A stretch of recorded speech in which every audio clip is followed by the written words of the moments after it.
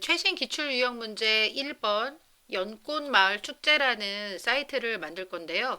가장 먼저 하셔야 될 일은 HTML5로 되어 있는 표준 문서를 준비하는 일입니다.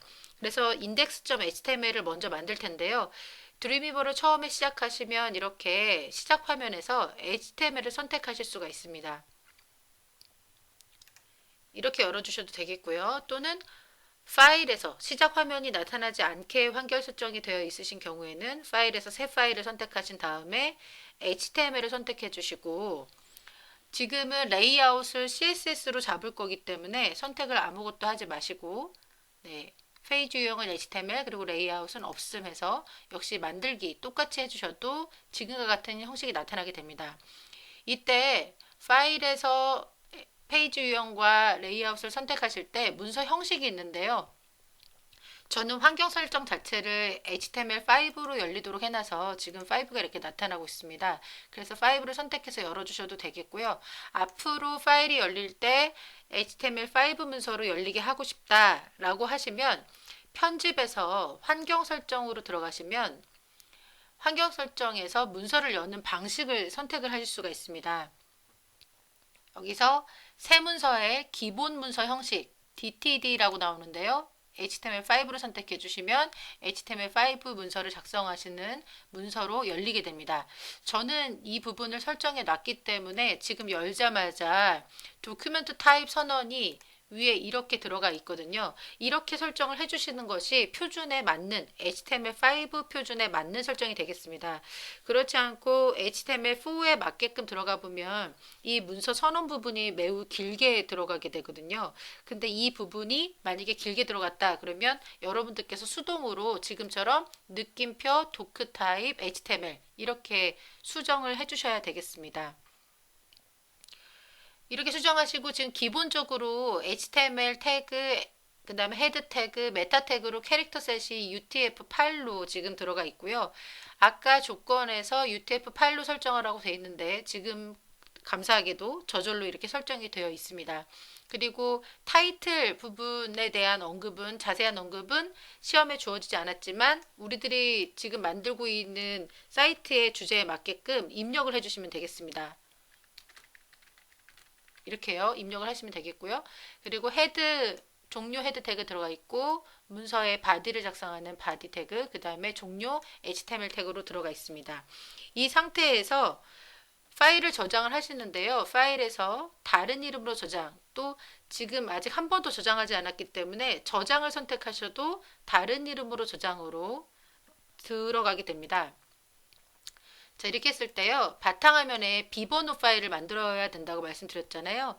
바탕화면에 마우스 오른쪽 버튼 누르셔서 여기다가 비번호 파일을 만드는데 지금 비번호가 없으니까요. 최신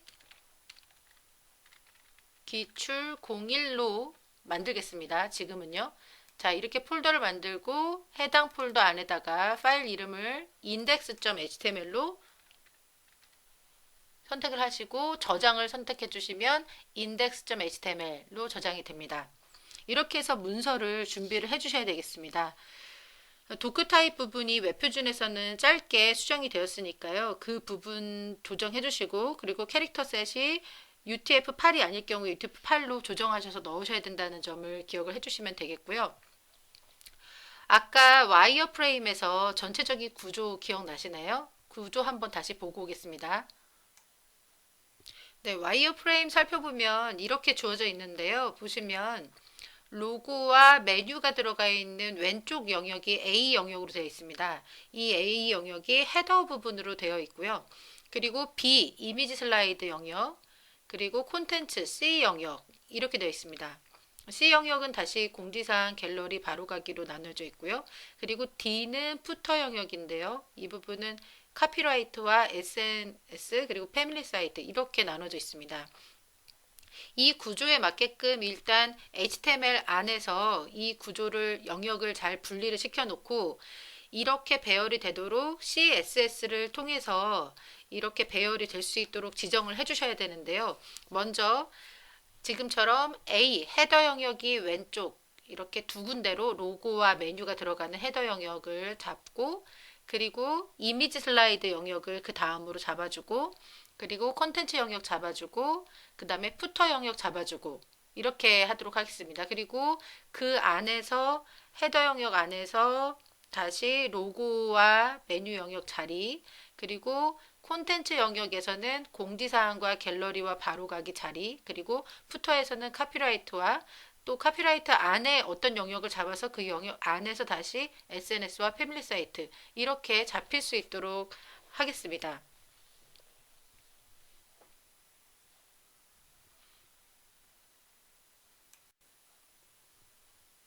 자, 그러면 HTML5에서에 맞게 헤더 영역을 잡아줄 텐데요. 헤더라는 영역은 로고와 메뉴가 들어가는 특별한 자리거든요. 그래서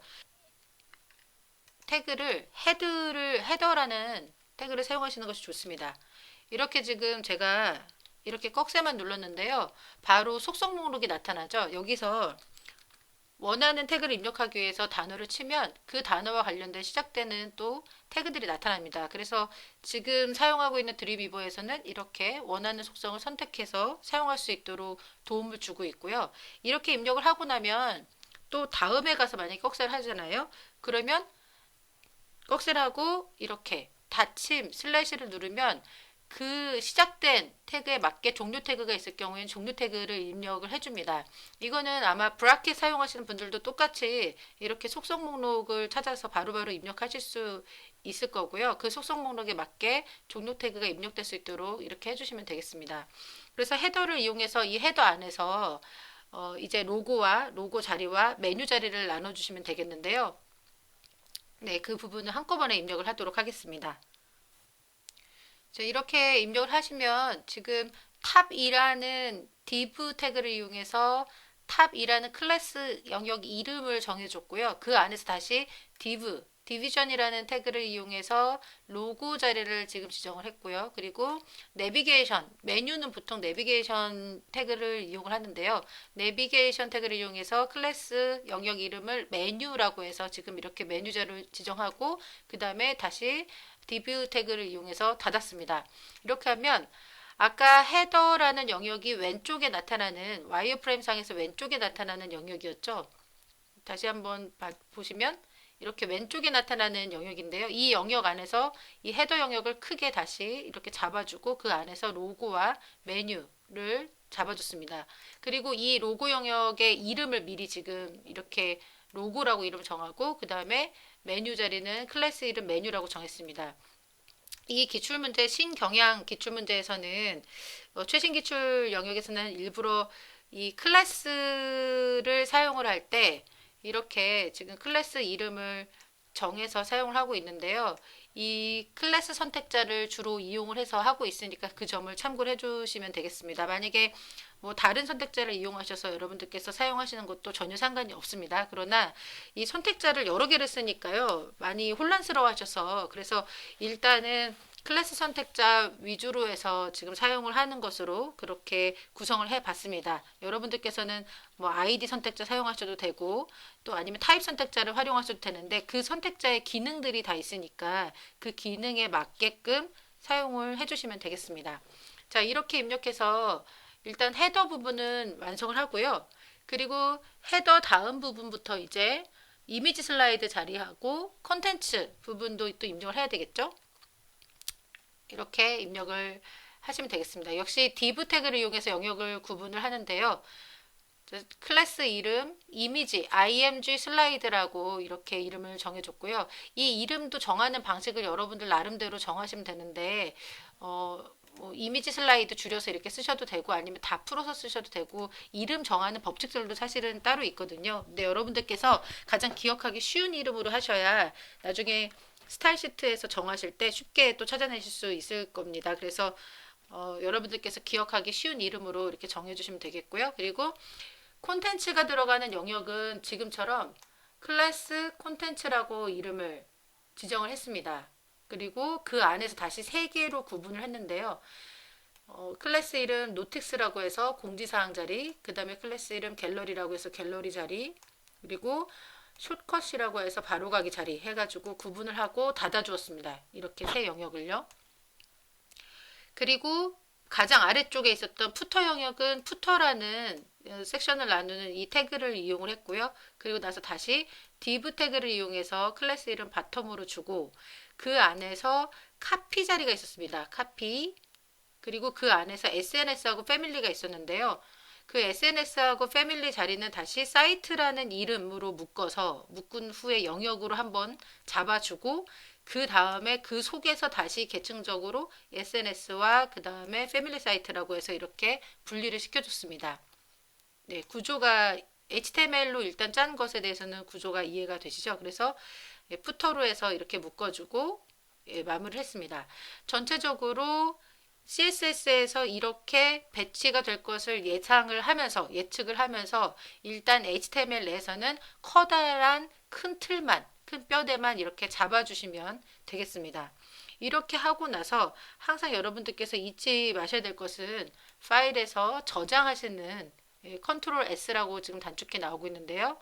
이것을 잊지 마시고 항상 중간중간 저장을 하셔야 실수로 닿더라도 잃어버리는 일이 없으실 테니까요. 저장을 해주시는 것이 좋겠습니다.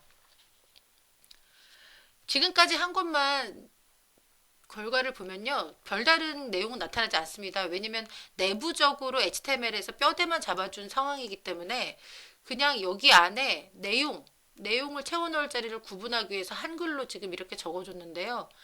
이 내용을 적어줬을 뿐이라서 여기서 미리 보기를 보면 그닥 별다른 게 나타나지 않을 겁니다. 한번 보도록 하실까요? 이렇게 로고 자리, 메뉴 자리 이렇게 나타나고 있죠. 지금 머릿속에 상상을 하면서 이렇게 나타나도록 이것들이 와이어프레임에게 나타나도록 하는 그것은 바로 CSS, 스타일 시트 파일로 작성을 해주셔야 됩니다. 자, 그래서 이제 스타일 시트를 만들 텐데요. 파일에서 새로운 파일을 열어주시면 되겠고요. CSS 문서를 선택해 주시면 되겠습니다. 해서 만들기를 눌러주시고요. 먼저 이 상황에서 CSS 문서를 먼저 한번 저장하겠습니다. 파일에서 다른 이름으로 저장. 아까 비번호 폴더를 최신 기출 01로 정했었죠. 이 01 밑에다가 폴더의 이름은 CSS라고 하겠습니다. CSS라고 하고요. 그 폴더 밑에다가 파일의 이름은 스타일로 지정을 하겠습니다. 하고 저장 눌러주시면 되겠고요. 네, 저장된 이 파일을 내용은 아무것도 없지만 먼저 연결을 해줄 텐데요. HTML 문서로 돌아가서 헤드 태그 안에다가 링크 태그를 이용해서 연결해 줍니다. 링크 역시 누르다 보면 속성 목록에서 이렇게 나타나고요. 링크를 이용해서 하시면 되겠고 문서의 연결은 HTML 레퍼런스를 이용해서 이 속성을 이용해서 연결하시면 되겠고 파일은 탐색을 바로 눌러서 하셔도 되는데요. 이렇게 탐색 눌러서 파일 선택창에 나타나면 탐색 눌러서 선택하셔도 되고 있고 아니면 직접 입력을 하셔도 되겠습니다. 이렇게 선택을 해주시면요. 바로 입력이 되죠. CSS 아래에 style.css 이렇게 연결이 됩니다. 그리고 타입 지정을 해주시면 되겠는데요. 타입은 텍스트 문서로 되어 있는 CSS 문서다 라고 하고 그리고 스타일 시트 문서인 것을 다시 한번 속성으로 지정을 해주겠습니다.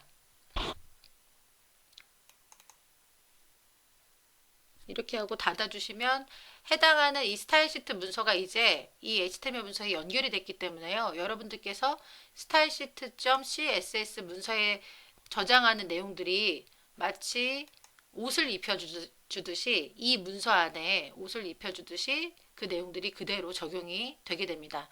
HTML 문서 지금 컨트롤 S 눌러서 한번 저장하고요. 지금 드림위버 사용하실 때 보면 위쪽에 HTML 문서 옆에 에스트리크 별표 모양이 이렇게 나타나는데 이거는 저장이 안 됐다는 뜻이거든요. 그래서 저장을 한번 눌러주시고 이렇게 하고 나서 CSS 문서로 돌아와서 이제부터 여기에다가 문서를 이제 만들어가기 시작합니다. 문서를 꾸며주는 내용들을 만드실 텐데요.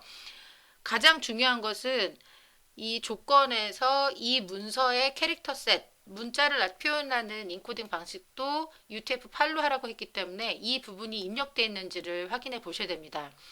드림위버에서는 자동으로 이 부분을 입력해 주기 때문에요.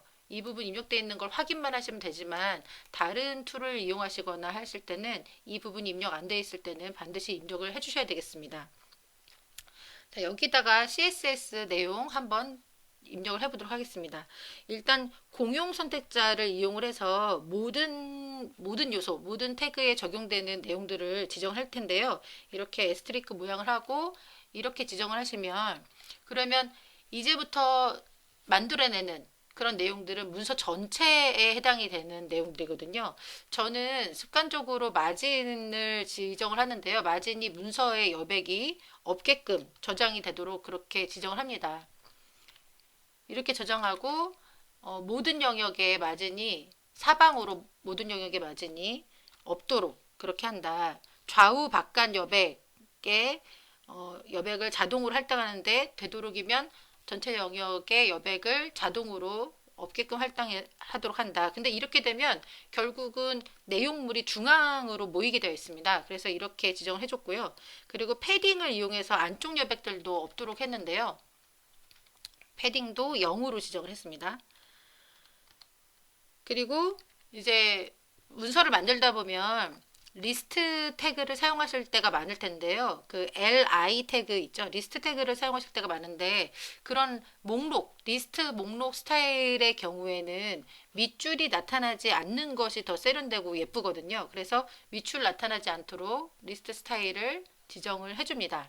이거는 나는 지정하지 않겠다라고 넌으로 지정을 해주시면 되겠고요. 그리고 폰트의 글꼴이 정해져 있을 때는 폰트도 폰트 패밀리라는 것을 이용해서 지정을 해주는데요. 여기서는 지금 맑은 고딕을 해줬거든요. 맑은 고딕 이렇게 찾아서 해주시면 되겠습니다. 그리고 주의하실 점은 이 글꼴을 가져다 쓸 때 글꼴이 띄어쓰기가 되어 있는지 아닌지 글꼴의 그 이름을 정확하게 보시고 띄어쓰기에 맞게끔 입력을 해주셔야지 입력이 되고요. 그리고 문서에 이제 색상을 지정을 해주셔야 되는데 문서 색상 중에서도 주어진 컬러가 있습니다. 이 컬러는 텍스트 컬러인데요. 텍스트 컬러는 컬러라는 이름으로 지정을 해주시면 되겠습니다. 네, 컬러도 역시 지금 속성 목록에서 나오죠. 그러면은 색상을 지정을 해주시는데 직접 쓰셔도 되고 아니면 색상에 들어가셔서 어떤 색상을 이 피커로 찍으셔도 되는데요. 여기서는 16진수가 주어져 있습니다. 샵 222 328이라고 텍스트 컬러를 주어줬기 때문에 텍스트 컬러를 주고요. 만약에 전체적으로 적용되는 스타일이 여기서 끝이다 그러면은 마지막에 있는 세미콜론 없이 닫기를 그냥 바로 이렇게 눌러주시면 되겠습니다. 그렇지 않고 나열을 하게 되면은 세미콜론을 한 다음에 나열을 쭉 하셔도 되거든요. 물론 마지막 줄인데 세미콜론 했다. 그래도 상관은 없습니다. 그리고 여러분들께서 가시적으로 보시기 편하도록 저는 계속 다른 줄로 이렇게 내려가면서 입력을 했는데요. 한 줄로 세미콜론 한 다음에 한 줄로 쭉 입력해서 나열하셔도 역시 상관은 없습니다. 이 줄의 표현에 있어서 한 속성과 값에 따라서 세미콜론으로만 마무리를 해주시면 그러면 상관이 없거든요. 그렇지만 이렇게 해줘야 나중에 찾아서 수정하실 때 편하니까요. 이렇게 한 것이고요. 이렇게 이제 하게 되면 모든 요소, 모든 엘리먼트에 이렇게 마진이 없도록 모든 엘리먼트 요소에 이렇게 적용을 하는데요. 마진이 없게끔 사방에 마진이 없게끔 하고 안쪽 여백도 없게끔 하고 리스트 스타일이 적용되는 부분에는 밑줄이 들어가지 않고 글꼴은 맑은 고딕, 컬러는 이렇게 되도록 지정이 됩니다. 그리고 바디 부분에 해당되는 이제 스타일을 적어줄 텐데요. 이 바디라는 것은 그대로 활용을 해서 타입 선택자로서 그대로 바디 태그 영역에 해당되는 스타일을 지정해 줍니다. 위스, 너비가 아까 1000픽셀이었거든요.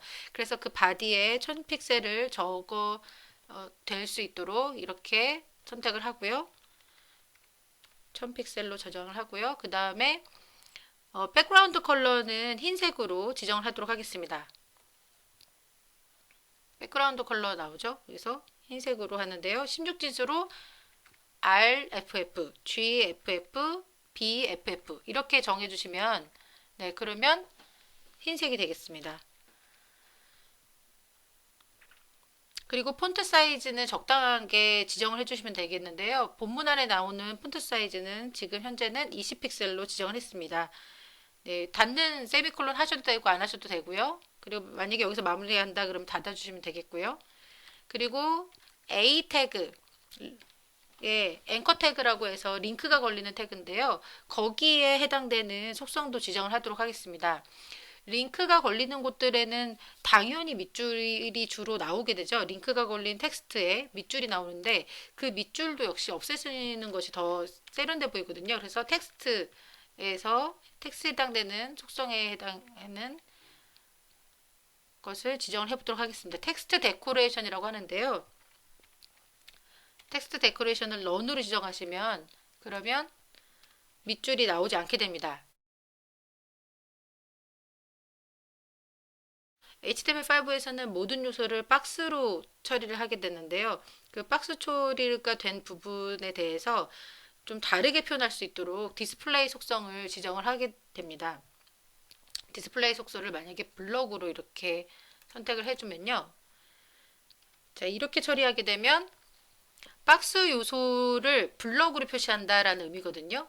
HTML에서 나타나는 모든 요소가 말 그대로 박스 모델이라고 해서 어떤 한 자리를 차지하게 되는데요. 이렇게 블록으로 하게 되면 그 박스 요소들이 쭉 공간 안에서 옆으로 나열되는 것이 아니라 앞뒤로 줄바꿈이 되게 됩니다. 이 디스플레이를 블록으로 처리하면요. 그래서 줄바꿈이 자동으로 일어날 수 있도록 이렇게 블록 처리해 줍니다. 이 디스플레이 블록으로 한다는 것은 그 요소가 한 줄 전체, 한 면에서 이 한 줄 전체를 차지해라, 위스 100%를 차지하도록 해라 라는 의미가 돼서요. A 요소가 들어가 있는 부분에 대해서는 이렇게 블록 처리를 하도록 처리를 해줬습니다. 이렇게 하면 CSS 문서에 기본적인 전체 문서에 해당되는 기본적인 속성들을 지정한 것이고요. 이 내용들은 시험에서 꼭 이렇게 해라라고 주어지는 것은 아니지만 주로 습관적으로 이렇게 공용 전체적으로 글꼴은 어떻게 하고 전체적으로 패딩은 어떻게 하고 바디 태그나 A 태그에는 뭐 텍스트 데코레이션이 없도록 한다. 이런 것들은 기본적으로 주로 해주는 것이라 습관적으로 여러분들도 이용을 하시면 될 것 같습니다. 그리고 이제 이 다음부터가 아까 HTML에서 뼈대만 넣어놨던 헤더, 그 다음에 그 밑에 있는 그 헤더 영역 안에 옆에 있는 이미지 슬라이드 영역, 콘텐츠 영역, 푸터 영역, 이 각각에 대한 영역의 스타일을 지정을 해주셔야 되는데요. 이때 스타일을 지정을 할 때 와이어프레임에서 본 것처럼 헤더, 로고와 메뉴가 들어가는 헤더는 왼쪽에 나타나고 나머지는 오른쪽으로 배열될 수 있도록 그렇게 지정을 해주셔야 됩니다. 박스 요소들을 정렬하는 것을 플로팅이라고 하는데요. 이 플로팅을 여기서 이제 맞춰주시면 되겠습니다. 예를 들어서 먼저 한번 해볼게요. 아까 헤더 태그를 사용했는데요. 헤더 태그 타입 선택자를 바로 이용하셔서 플로트를 지정을 하게 됩니다. 플로트를 하는데 이것을 레프트로 하겠다. 이렇게 지정을 해주시면 그 헤더 영역 부분이 이 부분이 왼쪽으로 이제 정렬이 되는 것입니다. 지금 하나밖에 입력 안 해서 세미콜론 안 하고 끝냈는데요. 세미콜론 하셔도 무방하고 안 하셔도 무방합니다. 헤더 영역은 박스 요소가 있을 때 이 헤더를 하나의 박스 요소로 본다면 그것은 전체 화면의 왼편에 나오도록 해야 된다라고 이렇게 지정을 하고요. 그리고 아까 HTML로 다시 가보시면 이 헤더 왼쪽으로 지정을 했잖아요. 그 왼쪽으로 지정한 헤더 영역 안에 무엇이 있었냐면 탑이라는 영역을 지정을 했습니다. 이 탑 영역은 로고와 메뉴가 들어가는 영역이었는데요. 이 두 가지를 묶기 위해서 사용한 div 영역이었거든요. 이 영역도 왼쪽으로 들어갈 수 있도록 이 탑의 이름을 사용해서 클래스 선택자 이름을 사용해서 지정을 하도록 하겠습니다. 네, 탑 이름을 그대로 클래스 이름을 그대로 사용하려면 점을 찍은 다음에 탑이라고 지정하시면 클래스 선택자를 그대로 이용을 하시게 되는 거고요. 플루트는 레프트로 그대로 지정을 해줍니다. 그리고 이 영역의 높이를 지정을 할 건데요. 이 높이를 계산을 해서 지정을 해주시는 것이 좋은데 와이어프레임에 있는 값을 계산을 해오시면 되겠습니다. 일단 이 높이 하이트는 계산을 해보면 650이 나오거든요. 650 픽셀로 하고 그리고 너비는 아까 로고에 나왔던 사이즈를 좀 기준을 삼아서 로고 탑 영역의 너비도 200픽셀로 해서 지정을 하도록 하겠습니다. 그리고 나머지 닫아주도록 하겠습니다. 와이어프레임 다시 한번 확인해 보시면요. 350 더하기 200 더하기 100 해서 650이라고 이만큼을 묶은 영역, 이 영역을 정해준 것입니다. 650으로 지정을 했습니다. 다시 돌아와서 이미지 슬라이드 영역도 이름을 img 슬라이드로 정했었는데요. img 슬라이드 .img 슬라이드를 한 다음에 그 영역에 대해서 이제 지정을 해주셔야 되는데, 이 헤더 속에 있는 탑까지는 플로트를 레프트로 지정했지만 이 헤더 영역을 기준으로 해서 봤을 때 이미지 슬라이드는 얘를 기준점으로 했을 때 오른쪽에 배정이 되는 거거든요. 그래서 플로팅을 지정을 하실 때 플로트를 오른쪽으로 지정을 해줍니다. 그러면 얘에 비해서 상대적으로 오른쪽으로 지정이 된다라는 의미가 되겠습니다. 이렇게 지정을 해주시고요. 이 이미지 슬라이드의 높이는 350으로 지정이 되어 있었습니다. 350 픽셀로 지정을 하고요. 그리고 이미지 슬라이드는 아까 1000픽셀, 이 바디에 1000픽셀로 지정했던 부분에서 헤더 안에 있는 탑, 로고와 메뉴를 묶은 탑의 위스를 200을 빼게 되니까요. 이 영역이 전체가 차지하는 너비는 800이 되겠죠. 그래서 위스 영역을 적어주시는데 위스 부분은 800으로 적어주시면 되겠습니다.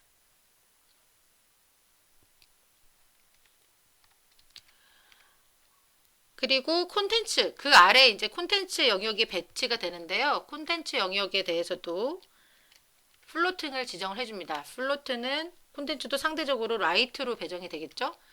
그리고 높이는 200픽셀로 지정이 되어 있었고요. 그리고 너비는 방금 위에서 정했던 너비를 그대로 따라갑니다. 영역이 지금 너비 영역은 위에 이미지 슬라이드하고 다를 게 없어서요. 이미지 똑같이 해주시고, 네, 세미콜론하고 닫아줬고요. 그 다음에 푸터 영역이 이제 그 아래에 들어가게 되는데요. 푸터는 그대로 타입 선택자를 그대로 태그 이름을 그대로 가지고 왔고요. 이거의 플로팅을 정해 주셔야 됩니다. 플로팅은 상대적으로 얘도 라이트에 해당이 되죠. 네. 그리고 바텀이라는 영역이 있었죠. 이 바텀의 영역은 카피라이터와 SNS 그리고 패밀리 사이트 이 세 가지를 묶어주는 영역이었습니다. HTML로 다시 잠깐 돌아가 보면요. 푸터 안에 클래스 이름 바텀이라고 해서 바텀 안에 카피 자리가 있었고요. 그리고 그 안에 다시 사이트로 해서 SNS와 패밀리 사이트 이렇게 두 가지를 묶어줬습니다. 자, 이 바텀에 대해서도 역시 스타일을 지정을 해주시는데요. 바텀도 그대로 이 클래스 이름을 그대로 가지고 오시면 되겠고요. 플로트를 지정하시는데 플로트는 상대적으로 이 바텀에 대해서는 레프트로 지정하겠습니다. 푸터 안에서 바텀이 레프트인 이유는 레프트에 카피가 들어가기 때문이거든요. 먼저 카피가 들어가고 그 다음에 오른쪽에 SNS와 패밀리 사이트가 행으로 나누어서 들어가게 됩니다. 그래서 플루트는 일단 레프트로 지정을 한번 해주시고요. 그리고 아래에다가 높이는 100픽셀로 지정이 되어 있었고요. 그리고 위스 너비는 800픽셀로 지정을 해줍니다. 이 800픽셀은 위에서 계속 정해져서 내려오고 있는 값이죠. 이렇게 해서 저장을 해주시면 되겠습니다. 이후에 계속해서 이어서 이제 로고가 들어갈 스타일을 지정을 해줄 텐데요. 로고가 들어가는 것은 이 아래쪽에다가 지정을 하셔도 상관없지만 지금 보시면 클래스의 이름이 요소 순서대로 이렇게 지정돼서 내려오고 있습니다. 그래서 여기에 맞춰서 로고 자리에 순서대로 넣어주시는 것이 좋겠습니다. 로고 자리는 탑이라는 클래스 선택자 이름 밑에다가 지정을 하시면 되겠는데요. 이 밑쪽에다가 로고 스타일을 지정을 해보도록 하겠습니다. 그리고 로고 밑에 들어가는 메뉴도 역시 지정을 해보도록 하겠습니다. 이 부분은 한꺼번에 지정을 해보도록 할게요. 자, 이렇게 로고하고 메뉴에 대해서 지정을 하는데요. 로고는 플로트 레프트로 지정했고요. 그리고 로고의 크기는 200픽셀과 40, 높이는 40, 너비는 200 지정이 돼 있는 그대로 지정을 해줬습니다. 그리고 로고가 탑 마진이 없으면 마진탑이나 또 밑에 쪽으로 떨어지는 여백이 없으면 너무 다른 요소들이 가까이 붙어서 나타나거든요. 원래 이 여분의 값은 여백의 값은 나중에 보시면서 지정해도 되지만 지금 미리 그냥 여분을 줬습니다. 그래서 로고 자리 점 로고 자리 위쪽으로 30픽셀의 여분이 생기고 그 아래쪽으로 30픽셀의 마진이 생길 수 있도록 그렇게 여백을 미리 추가를 해줬고요. 로고 아래쪽으로 들어가는 메뉴는 플로트 레프트로 해서 지정을 해줬습니다. 이렇게 해서 로고와 메뉴까지 지정을 하고 난 뒤에 이제 콘텐츠 영역 안에 있는 자리에 자리매김도 좀 자리 크기나 이런 것들도 정확하게 지정을 해보도록 하겠는데요. 아까 콘텐츠 영역 전체에 대한 사이즈를 지정을 했습니다. 플로트에 대해서 플로트는 라이트로 했고 그 다음에 높이는 200, 그 다음에 너비는 800으로 지정했는데요. 이 속에 들어가는 각각의 세 영역에 대해서 역시 플로팅과 그 다음에 너비 이 세 개 영역은 자유롭게 너비를 지정하게 되어 있습니다. 그 부분도 지금 지정을 해보도록 하겠습니다.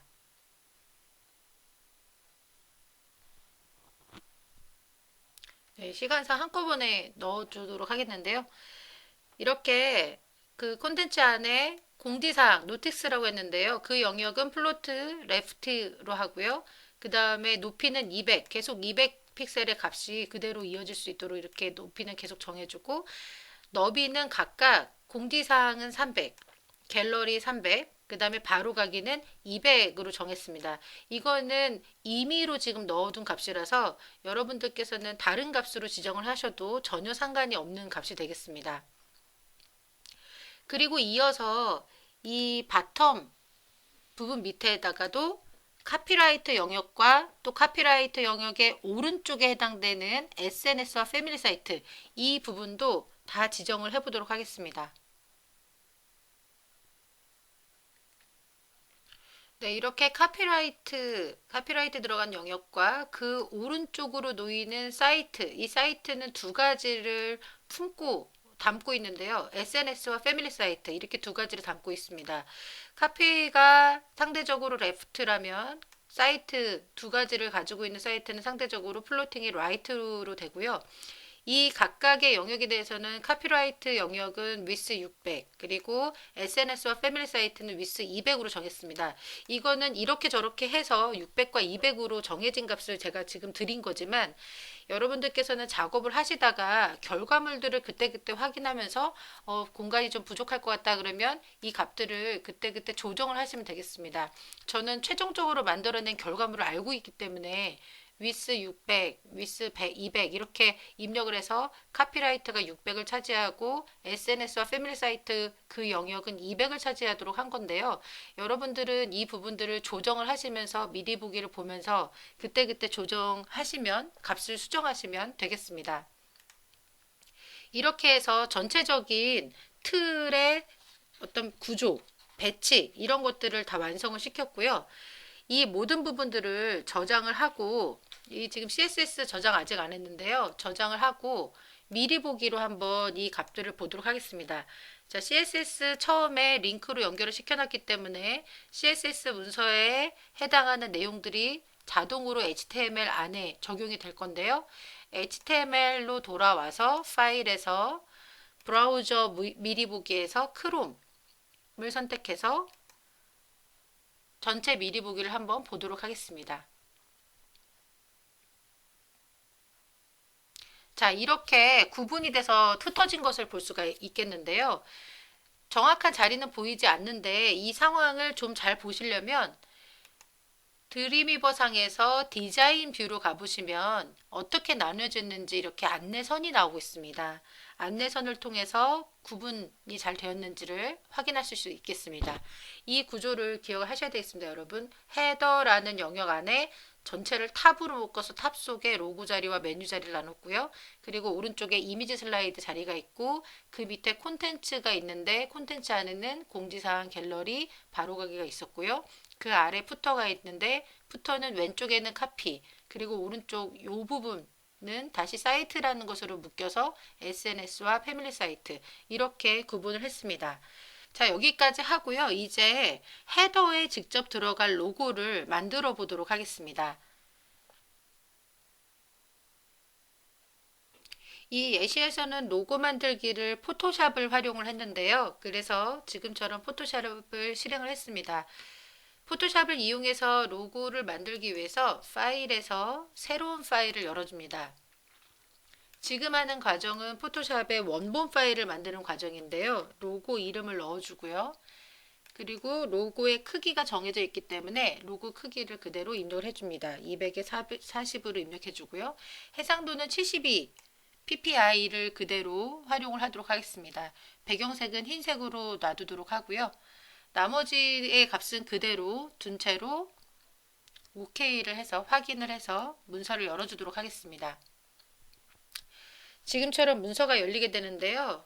잘 안 보이니까 좀 크게 해서 확대를 해서 보여드리도록 하겠습니다. 제가 지금 Alt키를 누른 채로 스크롤바를 이용해서 이렇게 크기 조절을 하고 있고요. 또는 여기 줌 툴을 이용해서 크기 조절하시면서 작업하셔도 되겠습니다. 수평 문자 도구를 이용해서 타입 툴을 이용해서 글씨를 쓰도록 할 텐데요. T라고 되어 있는 이 타입 툴을 이용해서 글씨를 쓰겠습니다. 글씨를 쓸 때 글꼴은 적당히 두꺼운 글꼴을 사용을 하시면 되겠는데요. 여기서는 HY 헤드라인 M을 사용했습니다. 그래서 HY 헤드라인 M을 찾아서 작업을 해보도록 하겠습니다. 헤드라인 M 찾고요. 그리고 글씨 크기는 24포인트로 지정을 합니다. 24포인트로 이 툴박스의 옵션 바에서 이 타입 툴의 옵션 바 부분에서 지정을 하고 글씨를 연꽃마을 축제로 적겠습니다.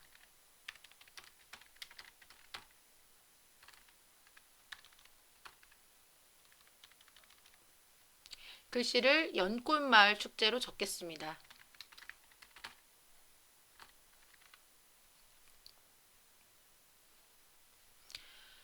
위치는 이동 툴을 이용해서 이렇게 조정을 해주시면 되겠고요.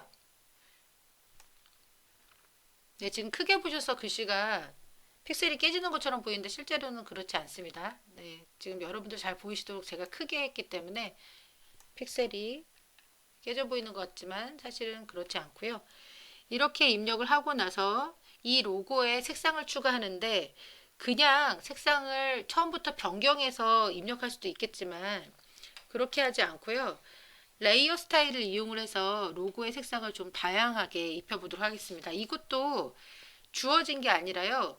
이 스타일, 이 사이트에 구현되는 홈페이지의 분위기에 맞게끔 적당한 색상을 입혀주면 되거든요. 그래서 색상을 입혀주는데 여기서는 교재에 책에 나와 있는 그대로 했던 그대로 한번 진행을 해보도록 하겠습니다.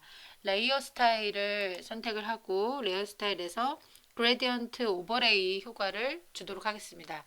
이 효과는요, 이렇게 주실 수도 있지만 이 레이어 스타일은 레이어 스타일 레이어 패널에 가보시면 글자가 쓰여진 레이어가 있는데요. 이 글자가 쓰여진 레이어 옆 공간을 더블 클릭하셔도 되겠고요. 이렇게요. 또는 그 아래쪽에 레이어 스타일을 입력할 수 있는 레이어 스타일 버튼이 있습니다. 이쪽에서 하셔도 되겠습니다. 네. 그 책을 구입하시면 포토샵이나 일러스트레이터 이런 기본 환경에 관한 파일이 덤으로 주어지거든요. 포토샵이나 일러스트레이터 이런 것들의 환경이 좀 익숙하지 않으시면 그 파일을 먼저 보시고 연습을 하신 다음에 작업을 하시는 것도 도움이 되겠습니다만 실기시험에서는 디자인 작업을 크게 요구하지 않습니다. 그래서 교재에 있는 내용들만 충분히 연습하실 수 있어도 시험에서 나오는 디자인 부분은 또 거뜬히 하실 수 있지 않을까라고 예측이 되거든요. 그래서 그 부분도 참고하시면 좋을 것 같고요. 레이어 스타일은 레이어에서 레이어 스타일 해서 지금 그레디언트 오버레이 선택을 하고요. 그레디언트 오버레이의 속성이 지금 이렇게 나타나고 있는데 이 그레디언트 오버레이에 대한 옵션이 여기 안 나타난다 그러면 그 부분을 한번 이렇게 클릭을 해 주셔야 돼요. 레이어 스타일의 영역에서 이 범주에서 그레디언트 오버레이를 클릭하셔야 그 옵션에 대한 그 스타일에 대한 옵션이 이렇게 나타나게 됩니다. 여기에서는 빨강과 녹색에 해당되는 그레디언트를 선택을 했고요. 이렇게 선택을 해줬고요. 스타일은 선형으로 지정을 했고요. 각도는 90도로 지정을 했습니다. 그리고 다른 옵션은 건드리지 않았는데요. 불투명도 100%, 비율도 100%. 이 비율은 그레디언트가 들어가는 범위의 너비인데 그 부분도 100%로 그대로 놔뒀습니다. 이렇게 하고 확인하면 글꼴이 이렇게 연꽃마을 축제 이렇게 지정되는 것을 볼 수가 있습니다. 일단 제출하는 파일은 아니지만 작업하는 이 파일 중간 단계를 저장을 하셔야 되기 때문에 파일에서 저장을 해줍니다. 파일 이름을 저장 또는 다른 이름으로 저장하시면 되겠는데요. 파일 이름을 로고라고 해주시고요. 이 로고를 일단 그냥 바탕화면에다가 저장하겠습니다. 제출하는 파일이 아니라서 비번호 폴더에 저장하지 말고요. 그냥 바탕화면에 저장을 하시는 것이 더 안전하겠습니다. 저장 한번 이렇게 해주시고요. 그리고 실제로 저장되는 파일은 JPG로 저장을 하셔야 되겠는데요. 다른 이름으로 저장하시면서 비번호 폴더에 들어가서 여기에 저장하시는데 이미지 영역도 다른 폴더로 구분을 해서 저장합니다. 그래서 이미지라는 폴더를 만들어 주고요. 이미지즈라고 지금 지정했고 그 폴더 아래다가 파일 이름을 logo.jpg로 해서 저장을 하도록 하겠습니다. 품질 옵션은 12, 퀄리티는 12로 최대 파일로 넣고 그리고 나머지 옵션은 작은 사이즈라서 크게 중요하지가 않아서요. 그대로 두고 확인하겠습니다. 그러면 JPG 파일이 저장이 이제 됐거든요. 이 저장된 JPG 파일을 다시 드림뷰로 돌아가서 로고 영역에다가 추가를 하도록 하겠습니다.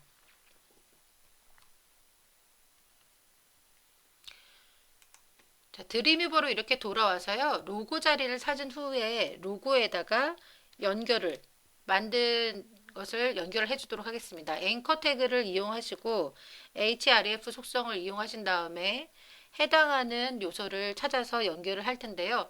일단 href는 링크를 걸어주는 건데 기본적으로 샵이라고 임시 링크를 걸어주게 되어 있으니까요. 임시 링크를 하고요. 그리고 이미지 요소를 불러야 되니까 img 속성을 사용하고 소스, 이미지 소스가 어디 있는지 이것은 탐색으로 하셔도 되고요. 아까 이미지즈 폴더 밑에 logo.jpg로 했으니까 적어주셔도 되겠습니다. 지금은 비번호 폴더 밑에 이미지즈 밑에 logo.jpg다 라고 선택을 하시고 확인해 주시면 되겠습니다. 그러면 이렇게 들어가죠. 입력을 직접 하셔도 상관이 없고요. 그리고 요소별로 이 Alt 태그를 이용해서 적당한 이름을 부여하게 되어 있습니다. 그래서 로고라고 이름을 부여하도록 하겠습니다. 이렇게 하고요. 이 앵커 태그를 닫도록 하겠습니다. 이렇게 하면 로고가 이제 연결이 되는데요. 이게 어떻게 됐는지 확인하기 위해서 일단 파일에서 모두 저장을 한번 해서 저장을 하고요. 그리고 파일에서 브라우저 미리 보기를 통해서 로고가 잘 추가가 되는지를 확인해 보도록 하겠습니다. 지금은 이렇게 로고가 추가된 것을 확인을 할 수가 있습니다. 이어서 HTML에 메뉴를 추가해 보도록 하겠는데요. 로고 아래쪽에 들어가는 메인 메뉴, 서브 메뉴, 내용을 입력해 보도록 하겠습니다. 내용은 사이트 맵에 주어져 있는데요. 가끔은 이 내용에 대한 이 메뉴의 이름이 텍스트로 주어지기도 하거든요. 그런데 이 문제에서는 수험자 제공 파일에 들어가 보면 별다른 텍스트로 주어지지 않아서 여러분들께서 이 부분을 입력을 해주시면 되겠습니다. 메인 메뉴 축제 소개라는 메인 메뉴가 있고요. 그 아래 서브 메뉴로 초대 말씀, 축제 개요, 축제 연역, 오시는 길 이렇게 되어 있고요. 그리고 메인 메뉴의 행사 안내 밑으로는 이렇게 3개, 그리고 홍보 마당 밑으로 3개, 참여 마당 밑으로 2개 이렇게 메뉴가 입력되고 있습니다. 시간 관계상 이 메뉴를 한꺼번에 입력을 할 텐데요. li 리스트 태그를 이용을 해서 주메뉴 입력하고 그 주메뉴 아래에 ul 태그를 이용해서 서브 메뉴를 묶어주고 서브 메뉴는 역시 각각 리스트 태그를 이용을 하셔서 작업을 하시면 됩니다. 드림위버로 다시 돌아와서 메뉴 자리를 찾아주시고요. 이 메뉴 자리에 책이 있는 그대로 순서대로 입력을 하시면 되겠는데요. 저는 시간 관계상 한꺼번에 입력을 하도록 하겠습니다. 지금처럼 unordered list라고 해서요. 목록이 필요 없이 목록의 순번이 안 매겨지는 그런 리스트라는 의미인데요. ul 태그를 이용을 해서 클래스 이름 랩이라고 해서 이 전체를 한 번 더 묶어줬고요. 그 안에서 리스트 태그를 이용을 해서 메뉴를 입력했는데 각 요소에는 임시 링크를 넣으라고 했기 때문에 앵커 태그를 이용해서 임시 링크를 지금처럼 넣었습니다. 그리고 한 주 메뉴 밑에 다시 ul 태그를 이용해서 서브 메뉴들을 다 묶어줬는데요. 이 서브 메뉴는 리스트로 하고 임시 링크를 전부 다 걸어줬고요. 임시 링크를 또 하나씩 다 닫아주고 다시 ul로 마무리를 했고요. 하나의 메뉴를 이렇게 한 셋을 마무리했고 또 주 메뉴와 서브 메뉴의 한 셋을 지금처럼 이렇게 입력을 했습니다. 행사 안내 주 메뉴에 해당하는 메뉴 그리고 서브 메뉴 ul로 묶어서 세 가지를 다 묶어줬고요. 지금 클래스 이름을 다 같은 이름을 이렇게 지정했는데요. 그 이유는 얘네들이 이 클래스 서브 메뉴마다 다 똑같은 스타일을 갖게 되기 때문에 이렇게 입력을 해줬습니다. 그래서 나중에 스타일 시트에 가셔서 거기서 이 서브 메뉴에 대한 스타일을 지정하시면 모든 서브 메뉴들이 똑같은 스타일을 가지게 되겠죠. 이렇게 해서 주 메뉴, 서브 메뉴를 전체를 입력했습니다. 저는 시간 관계상 한꺼번에 입력했지만 여러분들 이 부분에 입력하실 때 시간이 걸리시면요. 잠깐 멈추신 다음에 입력을 하시면 되겠습니다. 이렇게 하고 나서 이 전체 상황들을 한번 미리 보기 하겠는데요. 제가 저장은 안 했지만 미리 보기를 바로 들어가 보겠습니다. 그러면 저장하겠느냐는 메시지가 나오죠. 이때 yes를 하셔서 저장하셔도 되겠습니다. 자, 이렇게 하시면 지금처럼 이렇게 쭈루루루 돼 있는 것을 볼 수가 있고요. 나는 마음속으로 주 메뉴와 서브 메뉴 했는데 분명히 이렇게 나눠서 입력한 것 같은데 텍스트만 이렇게 왜 나오지? 라고 궁금해 하시지 않을 것은요. 예, CSS에서 정해주지 않았기 때문이죠. 스타일을 정하셔서 주 메뉴는 주 메뉴로 보이게, 서브 메뉴는 서브 메뉴로 보이게 스타일 지정하시면 되겠습니다. 그러면 이제 스타일 지정으로 들어가 보도록 하겠습니다. 드림위버로 돌아와서 style.css 문서로 돌아가서 메뉴에 관한 것을 지정을 해줄 텐데요. 메뉴는 로고 스타일 밑에다가 플로팅만 지정을 했었습니다. 여기에 이제 추가를 해서 메뉴의 크기나 메뉴의 정렬 이런 것들을 추가해 보도록 하겠습니다.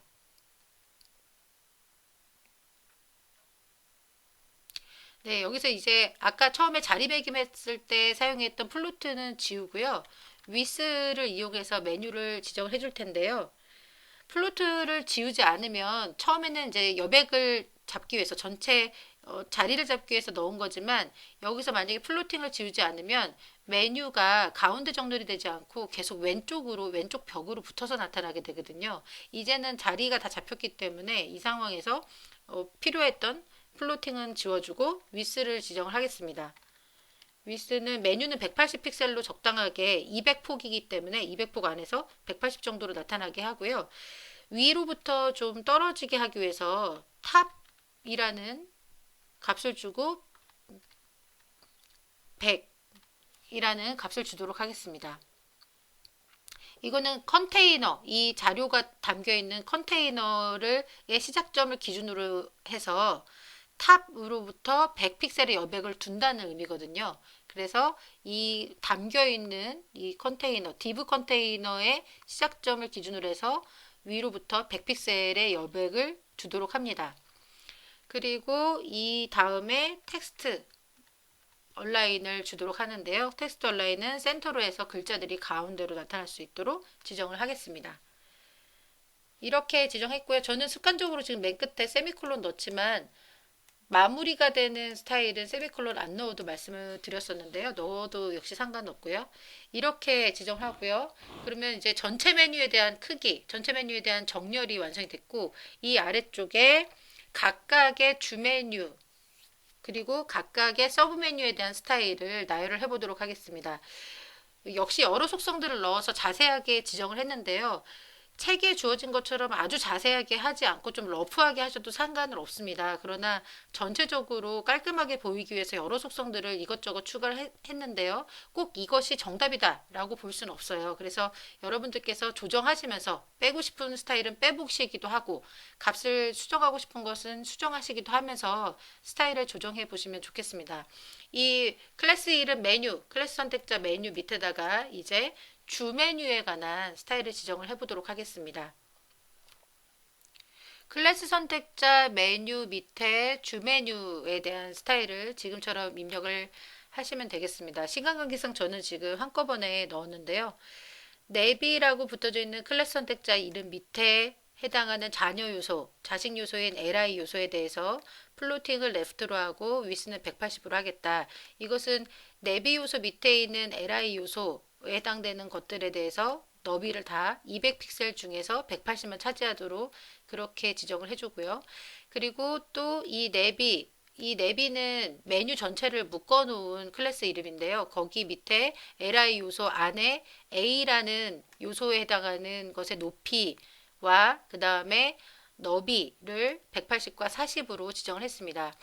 각각 li 안에 있는 a 요소에 대해서 하이트를 40으로 했으니까 각 요소가 40 크기씩 높이씩 지정이 되겠죠. 그리고 줄 간격 행간을 조절하는 라인 하이트를 넣어서 40픽셀을 또 똑같이 이 값과 이 값을 똑같이 주었는데요.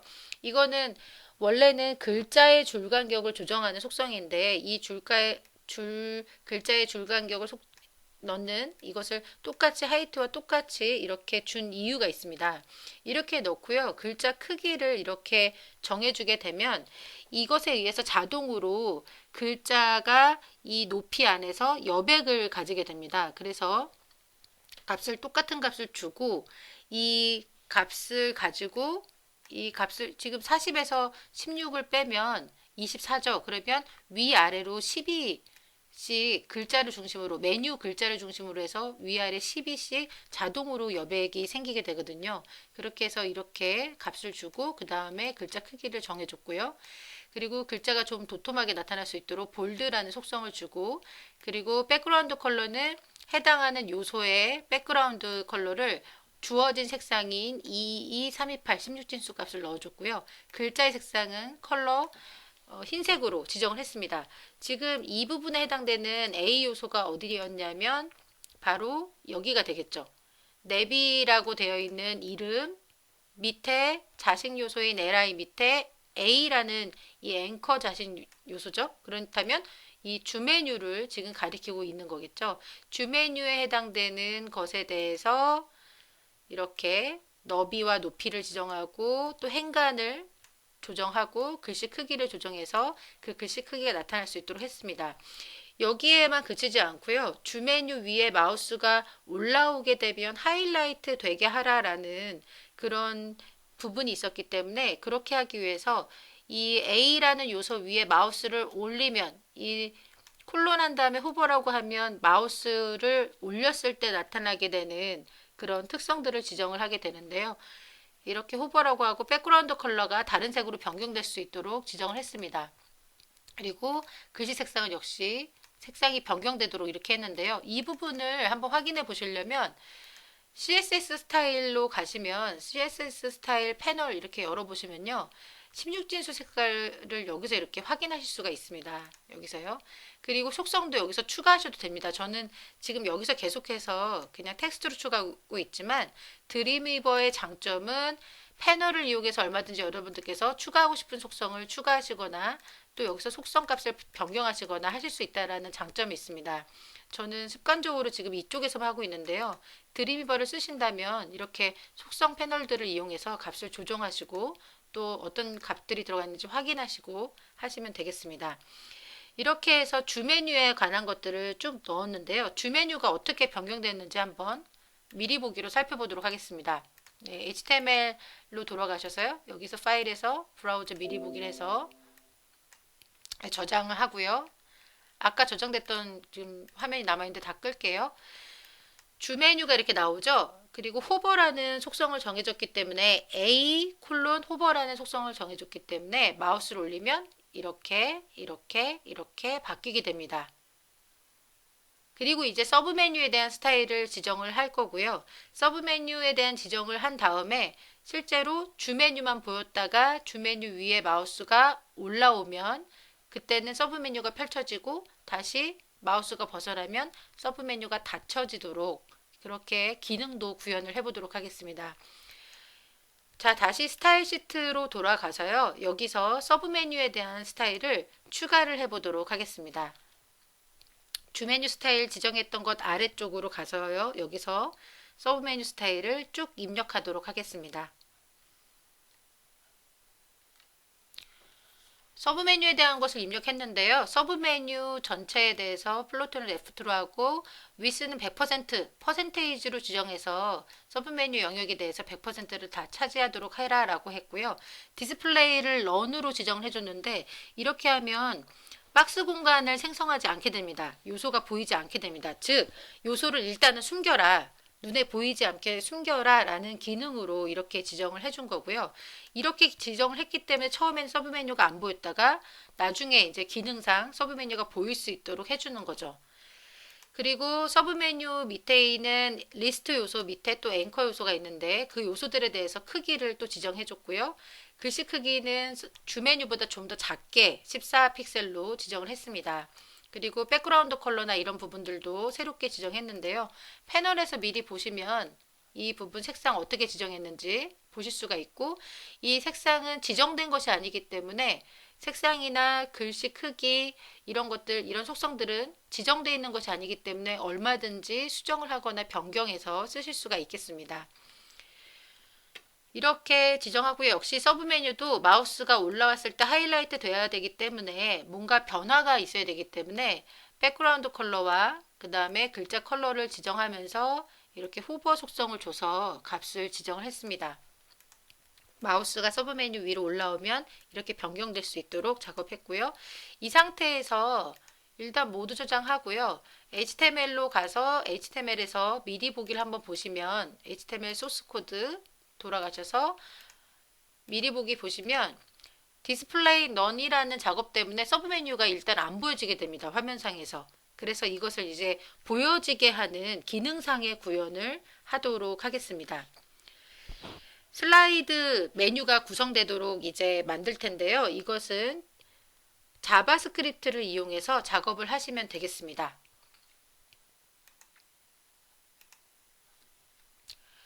메뉴의 슬라이드 다운 기능 구현하기 위해서 자바스크립트를 만들어내야 되는데요. 만들기 전에 수험자 제공 파일로 주어진 오픈소스 파일이 있습니다. 자바스크립트 jQuery 파일이 있는데요. 이 jQuery 파일은 자바스크립트의 기능들, 여러 라이브러리가 모여져 있는 그런 라이브러리 파일인데 그 라이브러리 파일이 있으면 그 안에 있는 기능들을 미리 구현되어 있는 기능을 가져다 쓸 수가 있게 됩니다.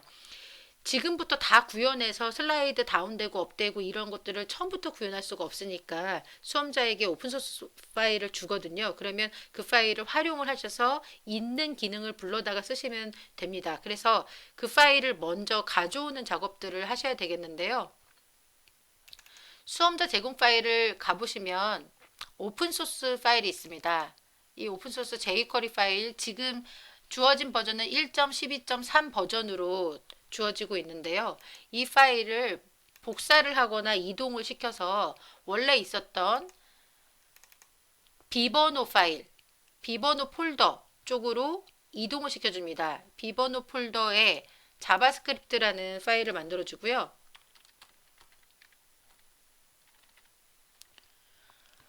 이 폴더를 만들고요. 이 폴더 안에 오픈소스 파일을 옮겨주신 다음부터 사용을 하시고 이제부터 만들어내는 자바스크립트 파일도 이 자바스크립트라는 폴더 아래쪽에 저장을 하시면 되겠습니다. 책에서는 제가 폴더 이름을 최신 기출 유형 문제 01회라고 해서 했는데요. 오늘은 지금 최신 기출 01로 비번호 이름을 대체했거든요. 이 점은 참고를 해주시면 좋겠고요. 자, 이 가져온 오픈소스 자바스크립트 라이브러리 파일을 HTML에 연결을 조금 있다가 해서 사용을 하셔야 되겠고요. 자바스크립트를 만드는 과정을 이제 해보도록 하겠습니다. 파일에서 새로운 파일을 새롭게 만드시면 되고요. 자바스크립트 페이지 유형을 선택하시고 만들기를 합니다. 만들기를 누르고 나면 지금처럼 빈 문서가 열리게 되는데요. 이때 파일에서 저장, 아직 저장한 적이 없기 때문에 파일이 다른 이름으로 저장으로 자동으로 열리게 되고요. 다른 이름으로 저장한 다음에 아까 만들어 두었던 자바스크립트라는 부분으로 가셔서 여기다가 스크립트라는 이름으로 저장을 합니다. script.js라는 파일로 저장을 해주시고요. 그 다음으로 실제로 슬라이드 다운 기능이 동작하도록 script.js 파일에 내용을 구성해 주도록 합니다. 원래는 여기서 그 JS 파일을 HTML에 연결을 한 다음에 하셔도 되는데요. 책에 쓴 순서대로 진행을 해보도록 하겠습니다. 시간 관계상 다 한꺼번에 입력을 해보면요. 이렇게 입력을 할 수가 있는데요. 네, 보시면 jQuery document.ready 펑션 이렇게 되어 있습니다. 이거는 그 jQuery 문법을 이제 실행하겠다라는 것인데요. document ready라는 것은 HTML 문서를 구조적으로 표현하는 것을 DOM이라고 합니다. 이 DOM이라는 것이 모두 로딩이 돼서 다시 말하면 돔트리라는 것이 생성이 돼야 되는데요. 그것이 생성이 돼서 준비된 후에 자바스크립트 문서가 실행될 수 있도록 그렇게 하겠다. 문서가 준비된 다음에 하겠다. 즉 HTML 문서를 브라우저가 이해하는 구조로 변화시키는 것이 바로 돔틀인데요. 그 돔이라는 것이 준비가 된 후에 그 다음에 아래의 기능들을 실행한다라는 그런 함수가 되겠습니다. 그렇게 하고 나서 이 내용들을 실행을 이제 하게 되는데요. 여기 보시면 클래스 이름, 내비 밑에 자식 요소로 li에 대해서 그것에 대해서 어떻게 할 건지를 선택을 하고 있습니다. 이 요소에 대해서 마우스 오버를 실행하겠다라고 하고 있습니다. 이 마우스 오버라는 기능의 내용으로 들어가 보면 서브 메뉴를 find 찾고 그 찾은 것에 대해서 일단 중지를 시키고 슬라이드 다운을 하도록 합니다.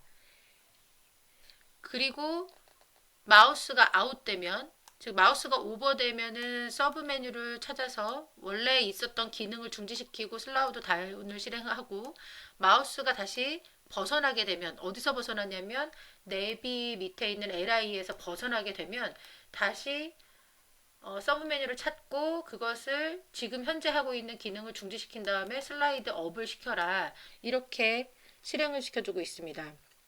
현재 동작하고 있는 애니메이션을 즉시 중단하고 그 다음에 슬라이드 다운을 할지 슬라이드 업을 할지 이런 것들을 선택을 하게 하고 있고요. 숫자값 500이 들어가 있는데 이것은 0.5초를 의미합니다. 0.5초를 라는 시간을 통해서 슬라이딩 애니메이션을 보여주거나 숨기는 기능들을 하도록 설정을 하고 있습니다.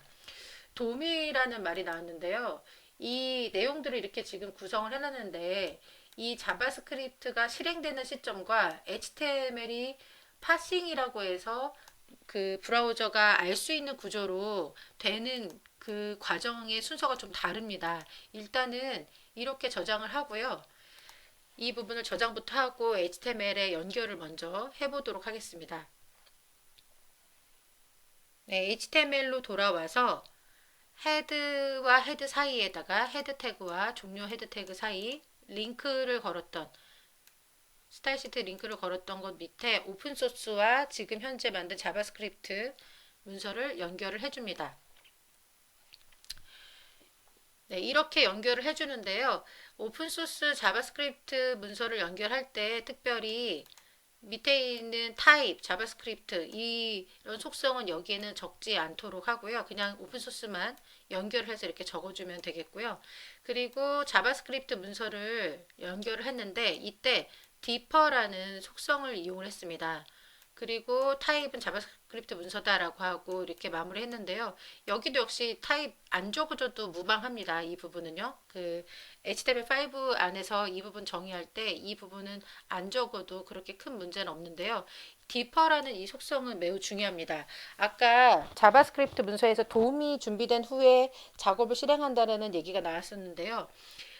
이 문서를 보게 해주는 것은 웹브라우저라는 프로그램인데, 웹브라우저라는 것은 이러한 HTML 문서를 만나게 되면 HTML 문서를 파싱을 하게 됩니다. HTML을 읽어서 파싱을 하게 되는데요. 파싱이라는 것은 브라우저가 이 코드를 이해하기 쉽도록 이해할 수 있는, 자신이 이해할 수 있는 구조로 변환하는 것을 말하거든요. 근데 그렇게 파싱하게 되면 돔트리라는 문서를 분해해서 파싱을 해서 돔트리라는 것을 구성을 하게 됩니다. 이것도 역시 뭐 브라우저가 앞에서 말한 것과 똑같은 내용인데요. 브라우저가 코드를 이해하고 또 사용할 수 있도록 구조를 변환시킨 것 자체가 이제 돔트리라는 건데, 돔트리를 구성하면서 쭉 이렇게 위에서부터 아래로 해석을 해나가고요. 이때 만나게 되는 게 지금 CSS 문서기 때문에 이 돔트리를 구성하고 나서 렌더트리라는 것이 생성이 되는데, 이때 CSS를 결정을 해주게 됩니다. 여기 사용된 외부에 정의된 이 CSS의 내용들을 가지고 와서 화면에 어떻게 보여줘야 되는지 이런 것들을 결정을 다 짓고 나서 여기서 이제 렌더트리라는 게 또 생성이 되고, 그 다음에 마지막으로 렌더트리라는 것까지 생성돼서 어떻게 보여줄지 다 결정된 다음에 그 다음에 브라우저 상에 디스플레이 상에 이렇게 보여지게 되거든요. 근데 문제는 CSS는 상관이 없는데 이 HTML 문서 브라우저가 이렇게 쭉 파싱을 해나가다가 이 스크립트라는 이 부분을 만나면, 이 외부 자원 자바스크립트 문서를 만나게 되면 쭉 나가던 파싱을 하고 나서 돔트리를 구성하고 또 렌더 트리를 구성해서 렌더링을 계속해서 해 나가야 되는데, 이 렌더링을 하는 것은 이제 보여주기 위한 과정 전체를 렌더링이라고 하거든요. 근데 자바스크립트 문서를 만나고 나면 렌더링을 중지하고 이 여기에 있는 이 내용, 아까 우리가 만들었던 이 내용들에 대해서 먼저 실행을 하게 됩니다. 근데 여기 있는 내용들을 보면 li라는 이 요소에 마우스가 올라오면 어떤 일을 하게 하는 그런 작업들이잖아요. 근데 이 작업들을 하려면 화면이 준비가 돼야 되는데, 화면이 준비도 되기도 전에 이 내용으로 먼저 넘어와서 이 내용부터 실행을 하고 넘어가 버리게 돼요. 그러면 이 여기 안에 실행해야 되는 내용의 실제적인 구조는 아래쪽에서 지금 구현이 되어 있는데, 여기부터 실행을 하게 되면 화면이 보이기도 전에 실행 기능부터 진행이 돼서 무엇을 어떻게 실행되는지 사용자 눈에는 보이지 않게 됩니다. 그래서 이러한 브라우저가 렌더링을 하는 이 과정의 특성상 이 부분, 지금 스크립트로 우리가 구현한, 사실은 이 구현한 부분이 주 메뉴에 마우스가 올리면 서브 메뉴가 보이고, 주 메뉴에서 마우스가 아웃되면 서브 메뉴가 가려지게 되는 그러한 과정들인데요. 그 과정이 화면에 뿌려지는 이 모양새에 대한 렌더가 다 렌더링이 된 후에 그 다음에 진짜 실행돼야 되는 기능은 나중에 실행되도록 말 그대로 디퍼, 연기를 하게 됩니다. 디퍼라고만 썼는데요. 디퍼는 디퍼 이렇게 속성값을 같이 써주셔도 상관이 없어요. 디퍼라고 이렇게 해서 써주면 여기를 만난다 하더라도 여기서 실행을 하지 않고요. 자바스크립트 문서를 다운로드해서 대기하고 있다가 전체적인 것들이 다 끝까지 내려가서 다 해석이 돼서 렌더링이 된 후에 그 다음에 여기 있는 기능을 실행을 해주게 됩니다. 그렇게 되면 주 메뉴에 마우스 올렸을 때 서브가 보이고, 서브 메뉴가 또 주 메뉴에서 마우스가 벗어나면 안 보이고, 이 기능이 이제 실행이 되는 거겠죠. 그래서 이렇게 브라우저의 실행 순서하고 이 자바스크립트의 실제 내용의 순서, 실행되는 이 시간, 이것들을 맞추기 위해서 디퍼라는 속성을 이렇게 써줘야 됩니다. 사실 스타일 시트는 HTML이 해석되는 과정에 있어서 반드시 필요한 파일입니다. 그래서 이 규칙을 알아야 렌더링이 될 수가 있거든요. 화면상에 어떤 모습으로 보여줄지를 알아야 하니까요. 그런데 자바스크립트는 실제 어떤 모양새라기보다는 기능에 관한 부분인데, 브라우저가 이 위에서부터 이렇게 내려오면서 여기를 먼저 실행해 버리면, 그러면 제대로 어떤 모습이 어떻게 구현되는지 제대로 나오지 않으니까 여기에 이제 디퍼를 써주게 되는 거거든요. 근데 이것을 방지하기 위해서는 사실은 이 문장을 떼어다가 문서의 끝, 이 바디 태그가 종료되는 위 지점에다가 해줘도 됩니다. 아까 말씀드린 바와 같이 위에서부터 내려오면서 파싱과 이제 파싱이 되고 돔트리가 만들어지고 그 다음에 렌더 트리가 생성이 되는데 이만큼 오면 거의 다 이제 끝나게 됐겠죠? 끝나게 되는 시점에 실행을 하는 것은 문제가 없어서 이 뒤쪽에 써줄 수도 있습니다. 하지만 이렇게 되면 외부 리소스를 어떤 것은 밑에, 어떤 것은 위에 이렇게 따로 적어주게 되니까요. 그래서 습관상 이렇게 위쪽에 링크를 써서 CSS 문서 불러드리고 자바스크립트 문서도 위쪽에 적어주고 그 대신 디퍼를 이용해서 실행 순서를 늦추는 이 방법을 지금 사용을 한 것입니다. 여러분들께서는 디퍼를 사용하기 싫으시면요. 디퍼를 쓰지 마시고 이 부분을 자른 다음에 뒤쪽에 가서 이 바디 태그 위쪽에서 사용하셔도 되는데요. 저는 이렇게 하는 것이 더 편하지 않나라고 생각이 듭니다. 물론 실행 시간에 약간의 아주 약간 우리가 눈치채지 못할 정도의 약간의 실행 시간의 차이가 있을 수 있겠지만 그래도 이렇게 사용을 하시면 한눈에 또 관리할 수도 하기 편하지 않을까라는 생각이 듭니다. 물론 이 디퍼라는 속성 외에도 다른 속성을 이용해서 제어하는 방법이 있는데요. 여러 가지를 제안을 드리면 더 혼란스러우실 것 같아서 자주 쓰이는 디퍼를 그냥 사용을 해 봤습니다. 이렇게 해서 마우스 업 마우스 다운 이렇게 하는 기능들을 한번 실행을 해봤고요. 문서를 모두 다 저장을 한 다음에 잘 작동을 하는지 확인을 한번 해보도록 하겠습니다. 파일에서 모두 저장을 하고요. 파일에서 브라우저 미리 보기 크롬을 선택해서 자바스크립트로 구현한 내용이 잘 실행이 되는지 확인을 해보도록 하겠습니다. 네, 마우스 업 됐죠? 그러면은 이렇게 슬라이드 다운 되고요. 다시 여기서 벗어나게 되면 이렇게 다시 올라오는 것을 확인을 할 수가 있습니다. 메인 메뉴와 서브 메뉴의 슬라이딩 효과가 잘 구현된 것을 확인을 할 수가 있습니다. 다음으로 해야 될 것은 메인 이미지를 영역을 채우는 것인데요. 슬라이드 이미지를 추가를 해 보도록 하겠습니다.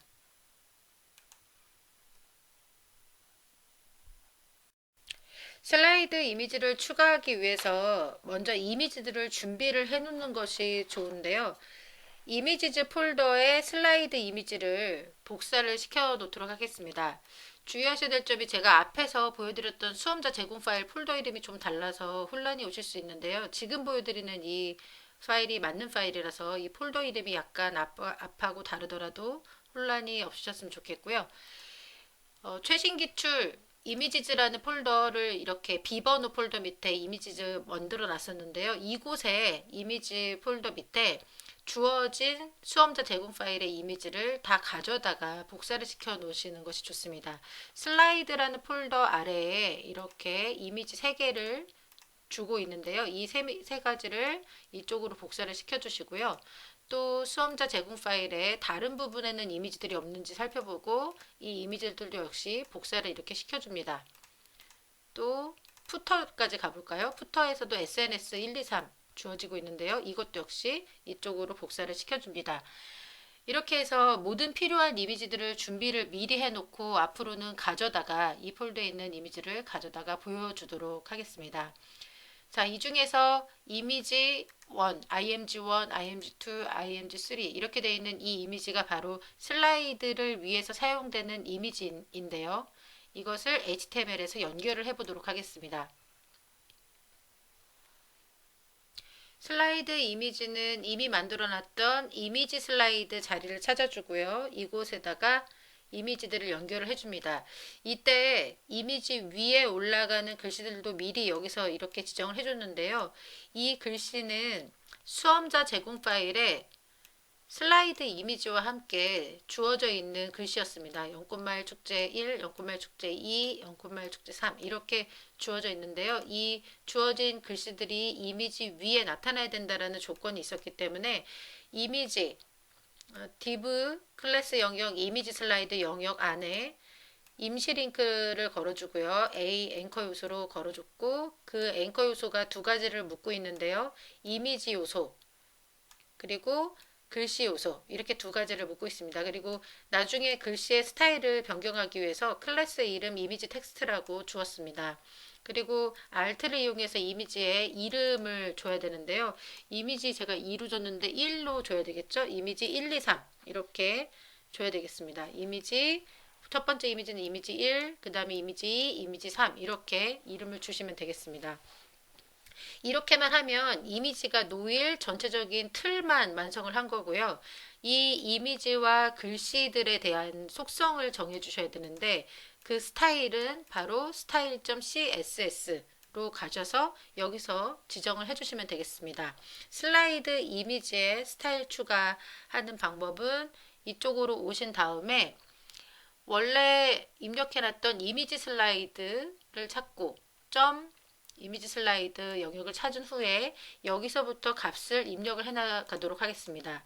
이후에 나올 값이긴 하지만 이후에 나오는 값과 관련된 값이긴 하지만 이 이미지 슬라이드라는 영역 자체가 어떤 기준점이 될 수 있도록 여기서 포지션을 정해주는데요. 포지션을 릴레이티브로 정해줍니다. 이렇게 정해주고 나서 그 아래다가 이미지 슬라이드 요소 안에 있는 앵커 태그 A에 대한 그 A 속성이 담고 있는 것에 대한 속성들을 정해주도록 하겠습니다. 자, 이렇게 클래스 이름 이미지 슬라이드 아래에 A라는 자식 요소에 대해서 그것의 디스플레이 속성을 블록으로 표시한다. 이거는 요소들이 줄바꿈될 수 있도록 속성을 바꿔주는 것이라고 말씀을 드렸었고요. 여기서 포지션을 이 A가 담고 있는 이 요소들의 포지션을 앱솔루트로 정해줬는데요. 이렇게 되면 이 앱솔루트가 절대좌표 값을 가지게 됩니다. 여기 쓰여진 그대로 레프트 탑 0이라는 기준으로 해서 절대값을 갖게 되는데요. 이 절대값의 기준점이 어디가 되냐면 얘의 부모인 이 포지션 릴레이티브라고 정의된 이 이미지 슬라이드라는 그 영역 자체가 기준값이 됩니다. 그 영역을 기준으로 해서 그 영역을 시작으로 해서 절대값을 갖게 된다라는 의미가 됩니다. 그래서 이 포지션이라는 것은 단독으로도 쓰일 수 있지만 다른 포지션과의 관계 속에서 서로 어떻게 영향을 주고받는지 이 점도 이해를 하실 수 있어야 되겠습니다. 이렇게 해서 이미지 슬라이드 내에 있는 앵커 태그가 담고 있는 앵커 자식 요소가 담고 있는 모든 요소들에 대해서 속성을 지정해 주시고요. 그리고 이미지 위에 글씨를 썼는데 글씨에 대한 스타일을 다소 좀 복잡하게 이렇게 적었는데 이런 부분들은 여러분들께서 수정을 하시면서 간단하게 스타일을 지정하셔도 상관이 없습니다. 이미지 위에 글씨가 잘 나타나도록 하면 되고요. 저 같은 경우는 그 글씨 밑에 뭔가 백그라운드 박스도 나타나도록 그렇게 했는데 그런 것들은 안 해도 전혀 상관이 없거든요. 그냥 보기 좋도록 텍스트가 나타나는 방식에 있어서 좀 보기 좋도록 마진 값도 정해주고 텍스트도 중간으로 정렬되게 하고 그리고 나서 백그라운드 컬러가 RGBA라고 해서 이거는 투명도까지 조정할 수 있는 값을 지정을 할 수 있는 방식인데요. 백그라운드 컬러 RGBA 값으로 40, 40, 40, 40, 40, 0.3 해서 투명도를 가질 수 있도록 그렇게 했습니다. 이 A 속성은 투명도를 의미하는데요. 0부터 1까지의 값을 갖고 낮은 값이 들어가면 그만큼 투명함이 생기게 되는 거거든요. 그리고 컨테이너의 시작점을 기준으로 해서 50%씩 여백을 레프트하고 탑으로 가질 수 있도록 이렇게 지정을 해서 나중에 결과물 보시면 알겠지만 이미지 위에 이렇게 약간 불투명한 회색의 박스가 나타나면서 RGB 값을 지금 40, 40, 40을 줬기 때문에 회색 박스가 나타나면서 그러면서 텍스트가 그 위에 컬러 값 흰색으로 사용이 돼서 나타나는 것을 보실 수 있습니다. 자, 이렇게 지정을 하고요. 미리 보기를 한번 봐볼까요? HTML 문서 소스 코드로 돌아가서 모두 저장을 한번 하시고 이 부분을 브라우저 미리 보기에서 미리 보기를 한번 해보도록 하겠습니다. 네, 이렇게 지금 이미지가 나타나고 있고요. 거기에 지금 이미지가 보이도록 이렇게 구현을 했습니다. 지금 이미지 1, 2, 3 순서대로 진행이 됐는데 그 순서대로 진행된 것 중에 지금 세 번째 이미지 지금 보이고 있고요. 여기에 이제 이미지가 페이드 인, 페이드 아웃 되도록 기능을 구현해야 되는데 그 기능은 script.js 자바스크립트 문서로 가서 여기에 이제 그 기능을 지정을 해주시면 되겠습니다. 이쪽으로 돌아와서요. 자, 여기에다가 그 기능을 구현을 해보도록 하겠습니다. 자, 이렇게 입력을 해 보았는데요. 이렇게 하면 이미지 선택자, 이미지 슬라이드 선택자 하위 요소인 A에 대해서 그것에 가리키는 것, GT 0번째가 가르치는 것에 대해서 모두 하이드 시켜라 이렇게 했습니다. 이 GT라는 메소드는 인덱스 번호를 가리키는데요. GT 0이라는 것은 1번 인덱스를 1번 요소를 가리킵니다. 이 0이 영행이라는 인덱스 번호가 첫 번째를 말하는 거거든요. 그래서 첫 번째 방에 들어가 있는 것보다 큰 것. 그러니까 첫 번째 방에는 이미지 1이 들어가 있을 텐데요. 이미지 슬라이드 밑에 A 요소는 이미지 1과 텍스트 1이 들어가 있겠죠. 근데 그것보다 큰 것이라고 했으니까 두 번째, 세 번째 요소를 말하는 거고요. 그 요소에 대해서 하이드를 시켜라 이렇게 메소드로 지정을 했습니다. 그런 다음에 set interval 해서 어떤 간격을 두고 다음에 일들을 이만큼의 일들을 행하게 되어 있는데요. 그만큼의 일들이 무엇이냐? 이미지 슬라이드의 하위에서 A 요소에 되는 것 중 첫 번째 차일드, first child라고 되어 있는데요. 이것은 가상 클래스 선택자라고 해서 수도 선택자라고 해서요. 부모 요소가 가진 것 중에서 첫 번째를 말합니다. 부모, 이것의 부모가 가진 것 중에 첫 번째니까 처음 것을 말하는 거죠. 결국은 그 처음 것에 대해서 fade out을 시켜라 라고 하고 그런 다음에 next, A의 next, A 요소의 다음 것을 가리켜라 라고 되어 있습니다. A 요소의 다음 것을 선택해서 즉 두 번째를 선택해서 fade in을 시키게 되어 있고요. 그런 다음에 다시 end 메소드를 사용하는데 이것은 다음 end는 이전에 선택되어 있는 요소를 반환을 해줍니다. 바로 이전에 선택된 것을 반환을 해서 append to image slide, 이미지 슬라이드의 자식 요소로 추가를 하라라는 뜻입니다. 그렇게 되면 지금 fade in 되었던 그것, 바로 그것을 다시 이미지 슬라이드로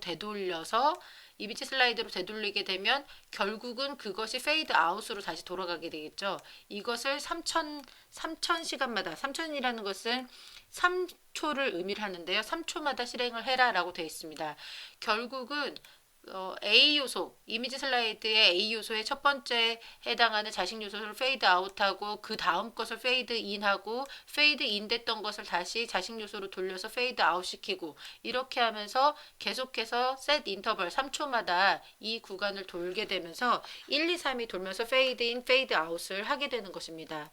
자, 이렇게 했으면요. 이것을 소스 코드로 가서 모두 저장을 하고 한번 잘 되는지 한번 실행을 해보도록 하겠습니다. 파일에서 브라우저 미리 보기에서 크롬을 선택해서 이미지 슬라이드가 인, 아웃이 잘 되는지 확인해 보겠습니다. 네, 지금처럼 이렇게 이미지 페이드 인, 페이드 아웃 되는 것을 확인을 할 수가 있습니다. 그 다음으로는 콘텐츠 부분을 제작을 해 보도록 하겠습니다. 이 콘텐츠 안에는 공지사항, 갤러리 이런 것들이 포함이 되어 있는데요. 그 내용들을 추가를 해 보도록 하겠습니다. HTML로 돌아가서요. 자, 여기서 콘텐츠, 공지사항 자리, 그리고 갤러리 자리, 바로가기 자리를 이 부분들을 하나씩 다 채워보도록 하겠습니다. 공지사항 자리부터 먼저 추가를 하도록 하겠습니다.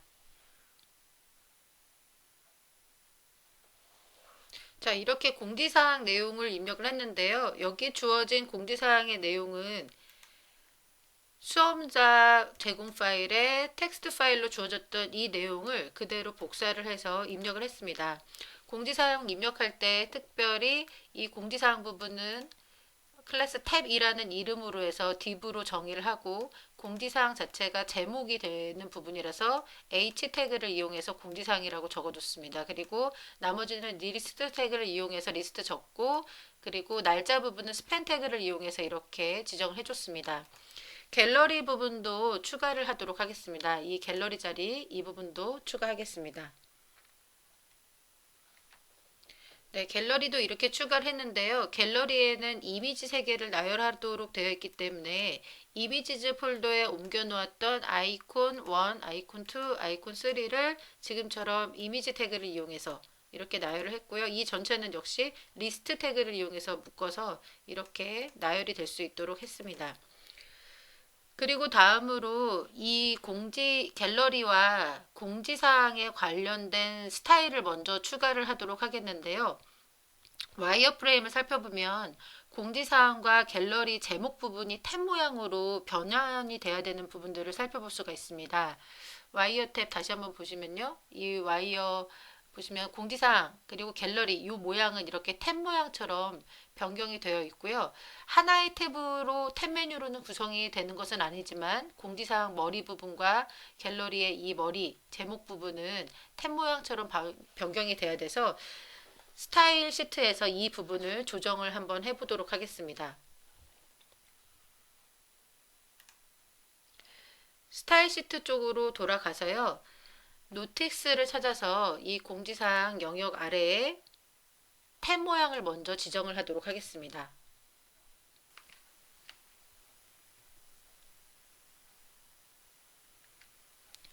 네, 이렇게 탭 모양 부분에 대한 스타일을 지정을 했는데요. 이 부분은 클래스 선택자 탭 이라는 부분에 대해서 플로트는 레프트로 하고 위스 300으로 하고 탭 아래에 하위에 있는 H4라는 타입 선택자, 타입 잔여 요소인 H4에 대해서는 플로트 레프트로 하면서 높이를 지정을 하고요. 거기에 대한 줄 행간을 조정해주고 그 다음에 텍스트는 센터로 하고 글씨 크기, 볼드, 글씨 색상, 배경 색상 이렇게 해서 지정을 했습니다.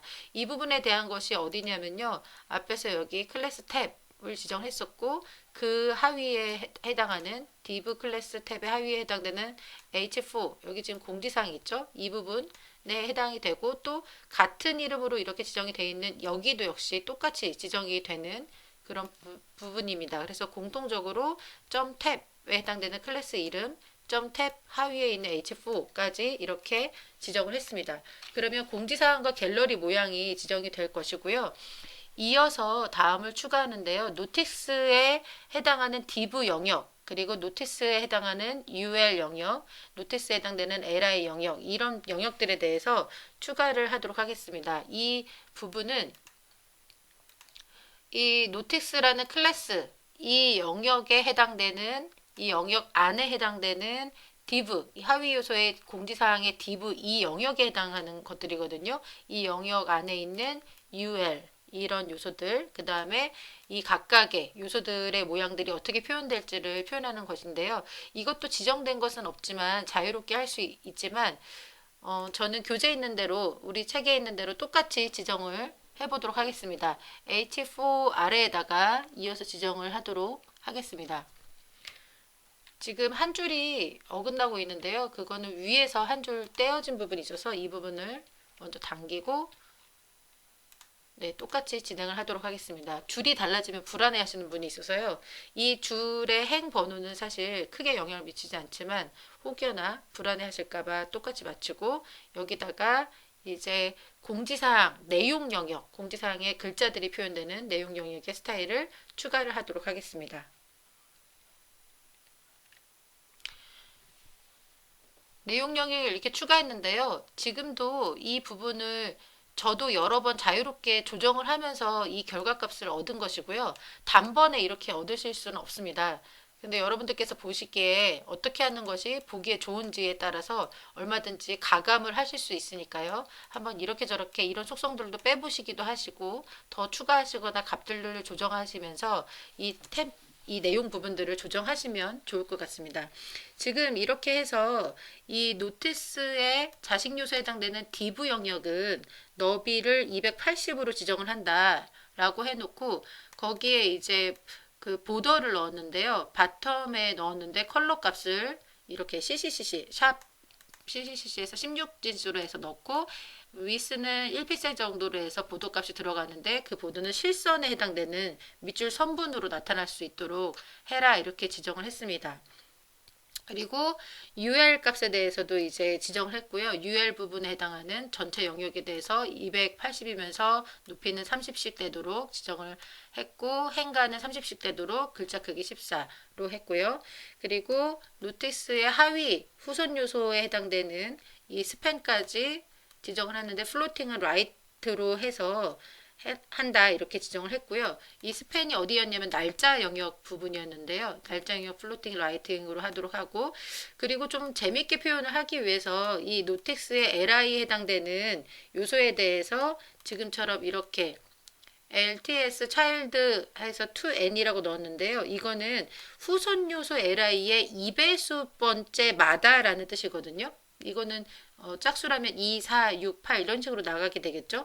그런 후소 요소에 해당되는 두 번째 요소마다 그 요소에 해당되는 백그라운드만 컬러를 바꿔라 라고 했고, 또 마우스를 올렸을 때 글자가 좀 굵게 나타나서 마우스가 그 내용 영역 안을 가리키고 있는지 아닌지를 표현할 수 있도록 이렇게 li 호버라는 것을 지정을 했습니다. 이런 것들은 꼭 반드시 넣어야 되는 것은 아니고요. 꾸미는 거에 있어서 얼마나 잘 꾸미는가의 문제이기 때문에 이것을 안 한다고 하더라도 감점이 크게 되진 않습니다. 여러분들이 보시기에 효과적으로 이런 기능들이 표현되면 좋겠다, 이런 스타일이 표현되면 좋겠다 하는 것들은 표현을 해주시면 심사위원들이 보실 때 아, 잘 표현했구나 이렇게 해서 조금이라도 점수를 주실 수 있는 부분이니까요. 자유롭게 조정을 해서 지정을 해주시면 되겠습니다. 이어서 갤러리 부분 영역에도 갤러리에는 이미지들 세 가지, 아이콘 이미지 세 가지가 들어가 있는데요. 그 부분도 표시를 스타일 표현을 해보도록 하겠습니다.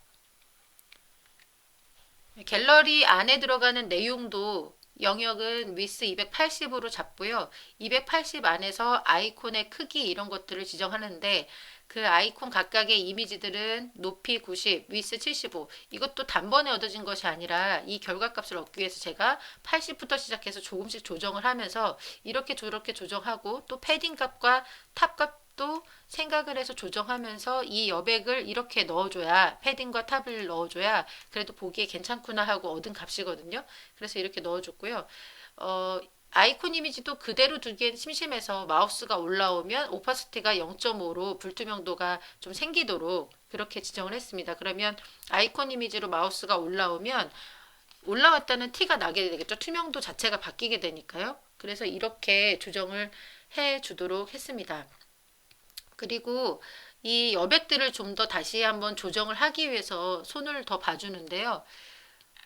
다시 노티스 부분으로 올라가서 네, 이쪽으로 가서 여백을 좀 생기게 하기 위해서 좌우 여백들이 너무 빡빡하게 채워지니까요. 노티스와 갤러리 부분을 손을 보도록 하겠습니다. 네, 여기서 노티스에서 높이는 190으로 바꿔주도록 하고요. 그리고 위스는 280으로 조정을 합니다. 그렇지 않으면 이 노티스와 갤러리가 너무 딱 붙어 있기 때문에 이렇게 조정을 하고요. 여기에 마진 값을 하나 넣어서 마진 탑 값을 넣어서 10픽셀 정도의 여분을 주도록 하겠습니다.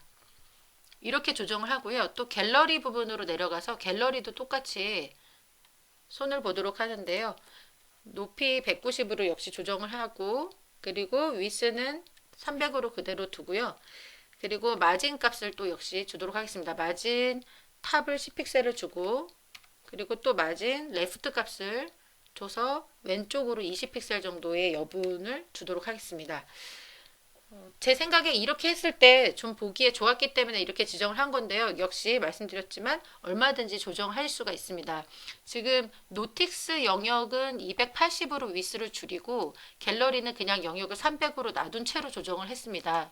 그 대신 갤러리 영역에 또 레프트로 20픽셀이 생길 수 있도록 이렇게 조정을 했고요.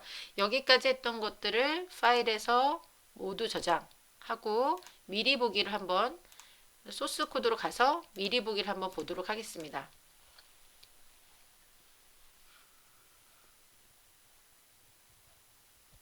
네, 이렇게 해서 지금 보시면 마우스를 올리면 호버라는 것 때문에 볼드가 이렇게 되고요.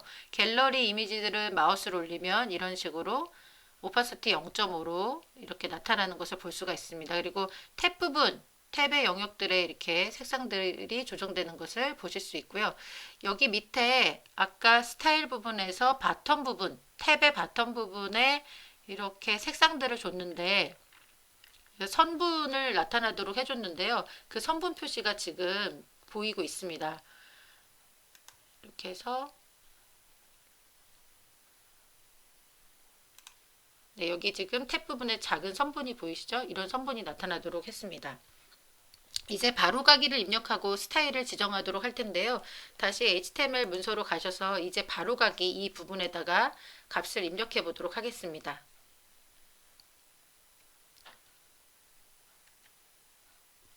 네, 바로가기를 이렇게 입력했는데요. 바로가기 이미지는 이미지즈 폴더에 있었던 콘텐츠 이미지를 그대로 넣었고요. 그리고 여기 또 바로가기라는 글자가 나타나도록 이렇게 글자를 지정했습니다. 여기에 대한 스타일을 바로 지정을 해줄 텐데요. 스타일 시트로 넘어가서 숏컷을 찾은 다음에 이 숏컷 부분 아래에다가 숏컷 안에 들어간 이미지와 텍스트에 대한 스타일을 더 추가하도록 하겠습니다. 네, 숏컷 이미지 크기나 마진값들 이렇게 지정을 했고요. 그리고 숏컷 위에 올라가는 바로가기라는 글자에 대해서 이렇게 지정을 했는데 위하고 비슷합니다. 바로가기 글자가 나타나는 플로팅이나 크기 이런 것들 지정을 하고 그리고 바로가기 글자의 위치 포지션 앱솔루트로 해서 나타나도록 했고요. 그리고 값, 폰트의 값들이나 행간 값들 이런 것들 조정하고 또 글자 텍스트 부분의 배경이 좀 더 투명하게 나타날 수 있도록 조정을 했고요. 그 다음에 그 글자 위에 마우스를 올렸을 때 글자 영역에 마우스를 올리면 불투명도가 지정되도록 했습니다. 이런 것들은 역시 이렇게 꼭 지정하라고 되어 있는 것은 아니어서 여기 있는 스타일 외에 여러분들께서 더 간단하게 만드셔도 됩니다. 바로가기 영역인 것만 나타나면 되거든요. 그래서 얼마든지 이 부분은 조정하실 수 있다는 것을 말씀을 드리겠습니다. 여기까지 한 것을 한번 저장을 한번 더 해서 볼까요? 소스 코드에 가서 모두 저장을 한번 하고 파일에서 미리 보기 보시면 바로가기까지 됐고요. 바로가기는 바로가기 영역에만 이렇게 호버를 걸어 주었기 때문에 마우스 올리면 이렇게 되는 것을 확인하실 수 있습니다.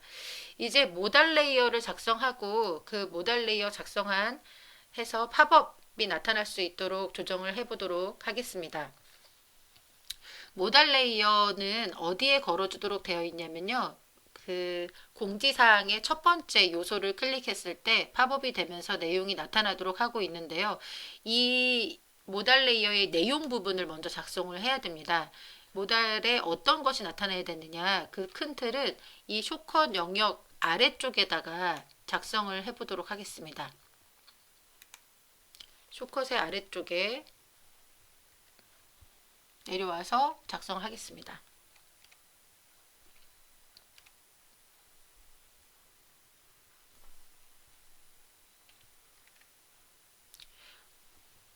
div 영역으로 div 태그로 작성을 했고요. 여기서는 ID 속성을 오랜만에 써 보았습니다. id를 사용해서 이렇게 모달이라고 지정을 했고요.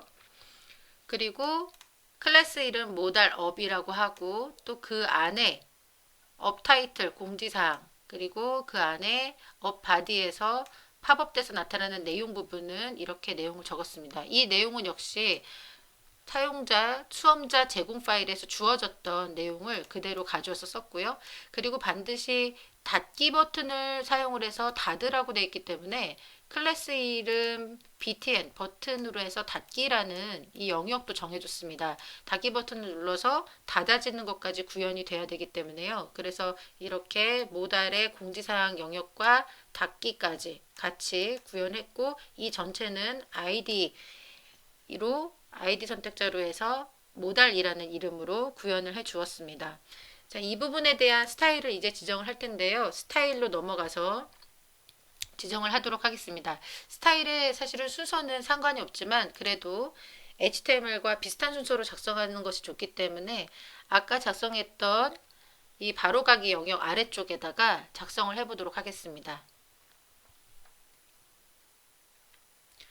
스타일을 지금과 같이 지정을 했는데요. ID 선택자를 사용했기 때문에 샵 모달이라고 지정을 하고요. 이 영역에 대해서는 이렇게 지정을 했습니다. 이 ID 선택자는 해당하는 부분 요소에만 그 영역에만 사용이 될 때 주로 사용을 하는데요. 모달 영역에만 이 기능이 사용되기 때문에 ID 선택자로 지정을 했고 여기 보시면 width하고 height는 100%를 차지하도록 해라 라고 퍼센테이지로 값을 주고 포지션은 앱솔루트로 하고 레프트하고 탑 영역은 0으로 지정을 했습니다. 이렇게 하면 이 화면 전체를 사실은 차지하게 되는 거거든요. 현재 가지고 있는 이 웹페이지 화면 전체를 모달 영역이 차지를 하는데 역시 그 레프트와 탑은 0, 00으로부터 시작되도록 그렇게 해서 전체를 채우고 약간 투명도만 생기도록 그렇게 값을 주었습니다. 여기 지금 한 칸 띄어져 있는데 붙여도 상관이 없고요. RGBA는 RGB 값과 알파 값은 그 투명도를 조정을 해서 0.6 정도로 주고요. Z 인덱스 값을 주었는데 Z 인덱스라는 것은 요소가 쌓이는 순서라고 보시면 되겠습니다. X축, Y축, Z축이 있잖아요. 이 Z축은 내 앞으로 나오는 순서라고 보시면 되는데요. 이 값이 큰 값을 가질수록 화면에서 더 앞쪽으로 내 눈앞에 먼저 보이게 됩니다. 1이라는 것을 주면 이 다른 요소보다 더 앞쪽으로 눈앞에 앞쪽으로 보이게 된다라는 의미고요. 이 모달 영역은 바로 나타나서는 안 되기 때문에 일단 디스플레이는 이렇게 넌으로 지정을 했습니다. 이 모달이라는 것을 이렇게 준 이유는 사실 팝업이 되면서 팝업되는 창 영역의 배경으로 좀 이렇게 깔릴 수 있도록 모달 영역을 지정을 한 것이고요. 실제로 팝업되는 영역에 대한 구현은 또 별도로 할 것입니다. 그리고 실제 이제 액티브라는 것이 활성화가 되면 액티브는 지금 없는 상태인데요. 액티브가 활성화되면 디스플레이 블럭으로 해서 블럭 요소로 지정될 수 있도록 그렇게 요소가 한 행을 차지할 수 있도록 이렇게 요소의 성질을 변경을 해줬습니다. 자, 이렇게 해놓고 나서 팝업 기능을 먼저 구현을 또 해보도록 하겠는데요. script.js 문서로 돌아가서 이 문서에서 팝업되는 영역의 스타일을 보면서 이제 팝업 기능을 먼저 구현을 하도록 하겠습니다. 마지막에 구현했던 이 영역 다음에 구현을 하도록 하겠습니다.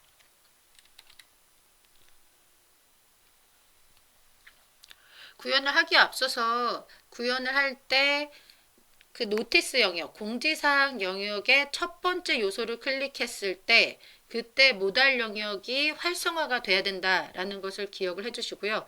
버튼 부분을 클릭했을 때 모달 영역은 다시 리무브 돼야 된다는 것을 기억을 하시면서 작업을 하시면 되겠는데요.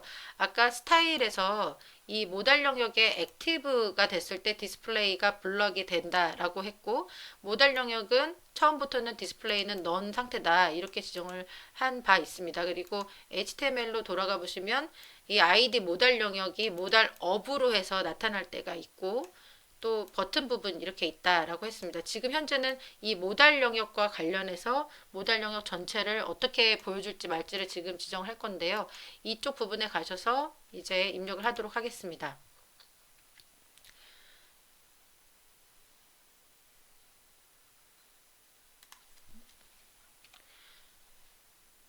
자, 이렇게 입력을 하도록 할 텐데요. 보시면 노티스 공지사항 영역의 li 중에서 첫 번째 요소 first 요소를 선택을 하면 그것을 클릭하면 클릭 메소드를 이용을 해서 그렇게 되면 모달 아이디 선택자 부분이 있는 부분에 클래스를 추가를 한다. 뭐라고 추가하냐면 액티브 클래스 추가해 준다. 이렇게 되어 있죠. 그러면 모달 영역이 액티브 아까 활성화 스타일 시켰던 부분이 네, 모습들이 나타나게 될 것이고요. 그리고 btn이라는 클래스를 가진 것을 클릭을 하게 되면 모달 영역은 다시 클래스 액티브를 리무브 시키겠다. 이렇게 지정을 해줬습니다.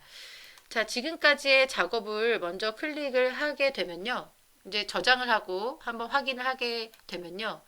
파일에서 소스 코드로 가서 모두 저장하시고 파일에서 브라우저 미리 보기 이제 크롬 선택을 해주시면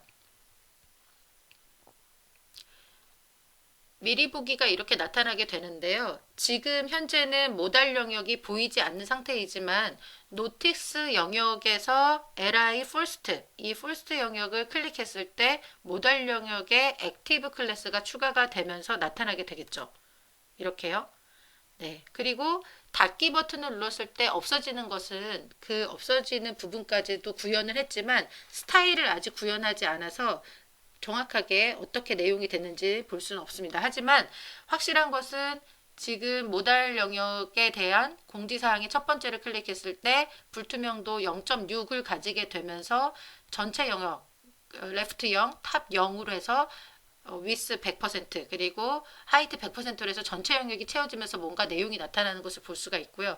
지금 보시면 공지사항 해가지고 지금 모달 영역의 내용 부분이 닫기까지 보이고 있는데 이 닫기까지 보이고 있는데 그 영역이 좀 더 이렇게 화면상에서 분명하게 보일 수 있도록 이 부분에 대한 스타일 지정이 필요합니다. 그래서 다시 닫아주시고요. 스타일 시트로 돌아가서 이 부분에서 이제 모달 내용 부분에 대한 모달이 업됐을 때 그 내용이 정확하게 보일 수 있도록 이 부분들을 채워주도록 하겠습니다. 매우 길게 추가를 해 주었는데요. 교재와 똑같이 추가를 하겠지만 여러분들은 또 얼마든지 가감을 하셔서 스타일을 조정하셔서 교재에 있는 대로 입력을 해 보시겠지만 그 입력하신 거에서 빼시거나 또 넣거나 하시면서 여러분만의 스타일을 만들어 가시면 되겠습니다. 네, 이렇게 입력을 했는데요. 모달 업 됐을 때, 모달 영역이 업 됐을 때, 점 모달 언더바 업. 자, 여기 소스 코드의 HTML로 다시 가보시면 이 모달 업, 이 div 영역을 말하는 거죠. 이 영역에 대해서 width 400, height 300을 가지고 포지션은 fixed로 지정을 했습니다. fixed로 지정하면 지정한 영역 부분에 정확하게 고정돼서 나타나게 되거든요. 그 고정 영역은 화면상에서 left 40, 탑 영역 40% 영역에 나타난다 이렇게 되어 있고 백그라운드 컬러는 흰색으로 지정을 했습니다. 그리고 그 안에 있는 타이틀 부분에 대해서 마진 탑 20픽셀을 가지게 되고 글자는 가운데로 가지면서 글자 크기 20픽셀로 해서 나타나라 이렇게 했습니다. HTML로 가보시면요. 여기 공지사항 이 글 업타이틀이라고 클래스 이름을 주었는데요. 그 영역에 대해서 이렇게 표시를 해라 라고 했고 업 바디 부분에 대해서는 패딩 30을 가지면서 텍스트 얼라인은 센터로 주고 그리고 글씨 크기 15, 그 다음에 행간을 라인 하이트를 40픽셀을 줘서 넓게 나타날 수 있도록 표시를 했습니다. 그리고 버튼 하나의 스타일을 이렇게 좀 길게 지정을 했는데요. 버튼이 좀 더 매끄럽게 보일 수 있도록 이렇게 많은 속성들을 집어넣었지만 버튼이 닫기만 잘 되면 되는 거기 때문에 굳이 이렇게까지 안 하셔도 사실 상관은 없습니다. 저는 버튼의 크기는 당연히 지정해야 되겠고요. 이런 것들은 사실 안 하셔도 되는데 이거는 하나의 센스라고 할까요? 커서 모양이 포인터 모양으로 바뀌게 버튼 위로 마우스가 올라오면 커서가 그냥 모양이 아니라 포인터 모양으로 바뀔 수 있도록 커서의 모양을 좀 바꿔봤고요. 디스플레이는 블럭으로 지정을 해주셔야 되고 텍스트 얼라인이나 이런 것들도 자유롭게 지정을 하시면 되고 또 버튼이 사각형으로 나타나기보다 끝이 좀 둥그러질 수 있도록 보더 레디어스를 지정을 해서 3픽셀 정도를 주었습니다. 이렇게 했고 그 다음에 나머지들도 이렇게 지정을 해줬습니다. 라이트 바텀 해서 10픽셀씩 떨어질 수 있도록 지정을 했는데요. 이렇게 되면 이 버튼 모양이 어떻게 나타나는지를 한번 확인해 보시면 미리 보기를 해보시면 이제 저장 전체 하라고 나올 텐데요. 저장하시고 보면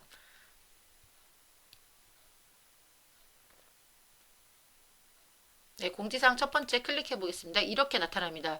이 버튼, 이 끝에 이렇게 조금 굴려지고 하는 이거를 위해서 그렇게 많이 속성들을 지정을 한 것이거든요. 근데 반드시 이렇게 나타나야 된다라는 지정사항은 없기 때문에 자유롭게 이 영역만 나타날 수 있도록 지정을 해주시면 되겠습니다. 마지막으로 푸터 영역들을 이제 채워주시면 되겠는데요. 푸터 영역은 그렇게 많은 내용들이 아닙니다. 이 카피라이트 자리와 SNS 자리, 패밀리 사이트 자리 이런 부분들을 지정을 해주시면 되겠습니다. 와이어프레임으로 다시 돌아가 보시면요. 이 푸터 부분에 대한 부분들을 살펴볼 수가 있습니다.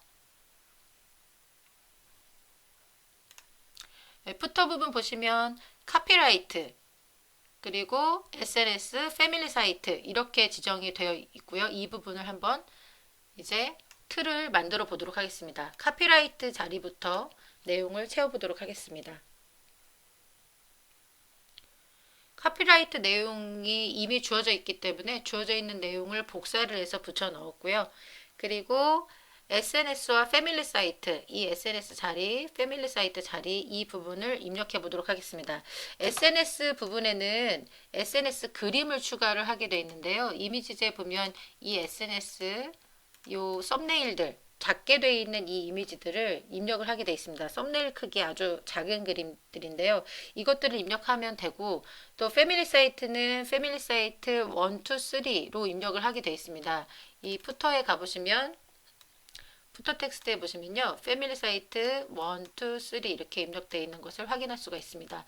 그래서 이런 부분들을 한번 채워 놓도록 하겠습니다. 먼저 SNS 자리에 SNS 1, 2, 3 이미지를 넣도록 하겠습니다. SNS 이미지를 지금처럼 UL로 묶고 리스트로 해서 이렇게 추가를 해 주었습니다. 그리고 나서 패밀리 사이트를 입력을 할 텐데요. 이 패밀리 사이트 부분은 옵션을 이용을 해서 셀렉트 태그를 이용하고 옵션 태그를 이용해서 선택할 수 있는 옵션 모양으로 만들도록 하겠습니다. 패밀리 사이트 이렇게 입력을 해 주었는데요. 셀렉트를 이용해서 사이트 리스트로 하고 밸류 값, 옵션 밸류 값 해서 각각 샵샵샵 넣은 다음에 1, 2, 3 해가지고 넣어 주었습니다.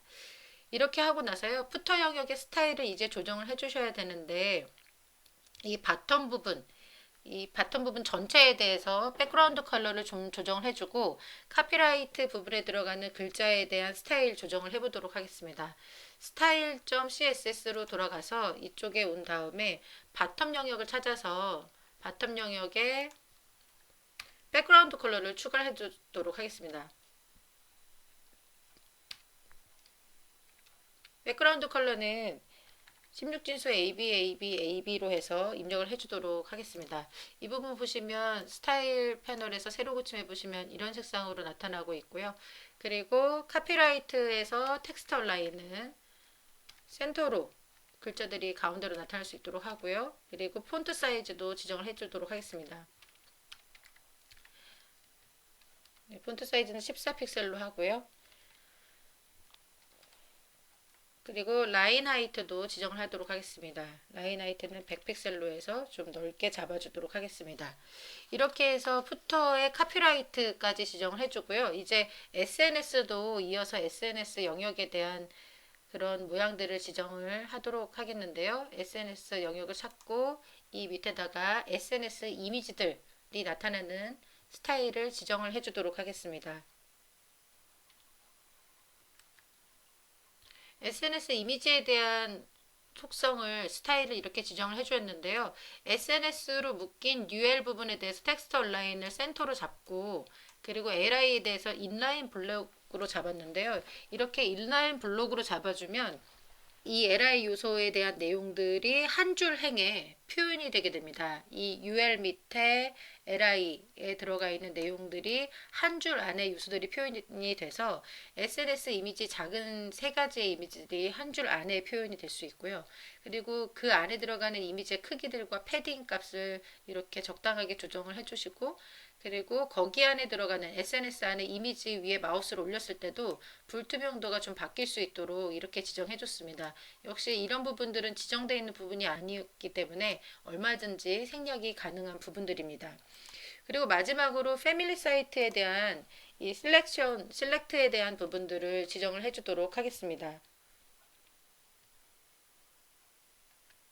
패밀리 사이트에 들어가는 세 가지 옵션에 대해서 이렇게 지정했는데요. 플로팅을 라이트로 하고 거기 안에 나타나는 글자 옵션들의 크기 위스 180 이 패밀리 사이트 자체가 200 위스를 가지고 있으니까 이것들은 좀 작게 180으로 나타나고 높이는 30씩 구현이 될 수 있도록 해주고요. 그리고 탑 마진과 라이트 마진은 10 정도씩 줬고 폰트 사이즈는 14 정도로 주었습니다. 자, 이렇게 하면 이제 파일에서 모두 저장을 하고요. index.html로 가서 파일에서 모두 저장하고 그리고 브라우저에서 미리 보기를 통해서 결과물을 이제 보실 수가 있겠습니다. 자, 이렇게 해서 주 메뉴부터 시작해서 공지사항, 갤러리, 그리고 패밀리 사이트 옵션들까지 이렇게 구현이 됐습니다. 네, 얼마든지 여러분들께서 스타일은 조정이 가능하시고요. 가장 중요한 것은 와이어프레임의 내용에 맞게끔 스타일들을 넣어주시고 또 기능 구현, 자바스크립트 jQuery를 이용해서 기능 구현을 할 때 기능 구현이 잘 되는지 확인하시고 또 보통 이렇게 팝업 레이어들이 반드시 들어가 있으니까요. 팝업 레이어 잘 구현되는지 등을 확인해 주시면 되겠습니다. 네, 지금까지 신경향 최신 기출 유형 문제 1회를 한번 풀어보았습니다. 최종 검토를 하시면서 오메가바이트 넘는지 확인해 주시고요. 비번호 폴더라는 이름으로 저장을 해서 제출해 주시는 것을 잊으시면 안 되겠습니다. 그리고 또 이렇게 빈 페이지에서 검사라는 것을 누르셔서 검사를 해보시면 그래도 HTML5 표준에 맞게끔 잘 됐는지 를 확인하실 수가 있는데요. 이 검사창을 통해서 혹시나 문제는 없는지 한번 확인하고 넘어가시면 좋을 것 같습니다. 네, 이 정도로 해서 마무리하도록 하겠습니다. 감사합니다.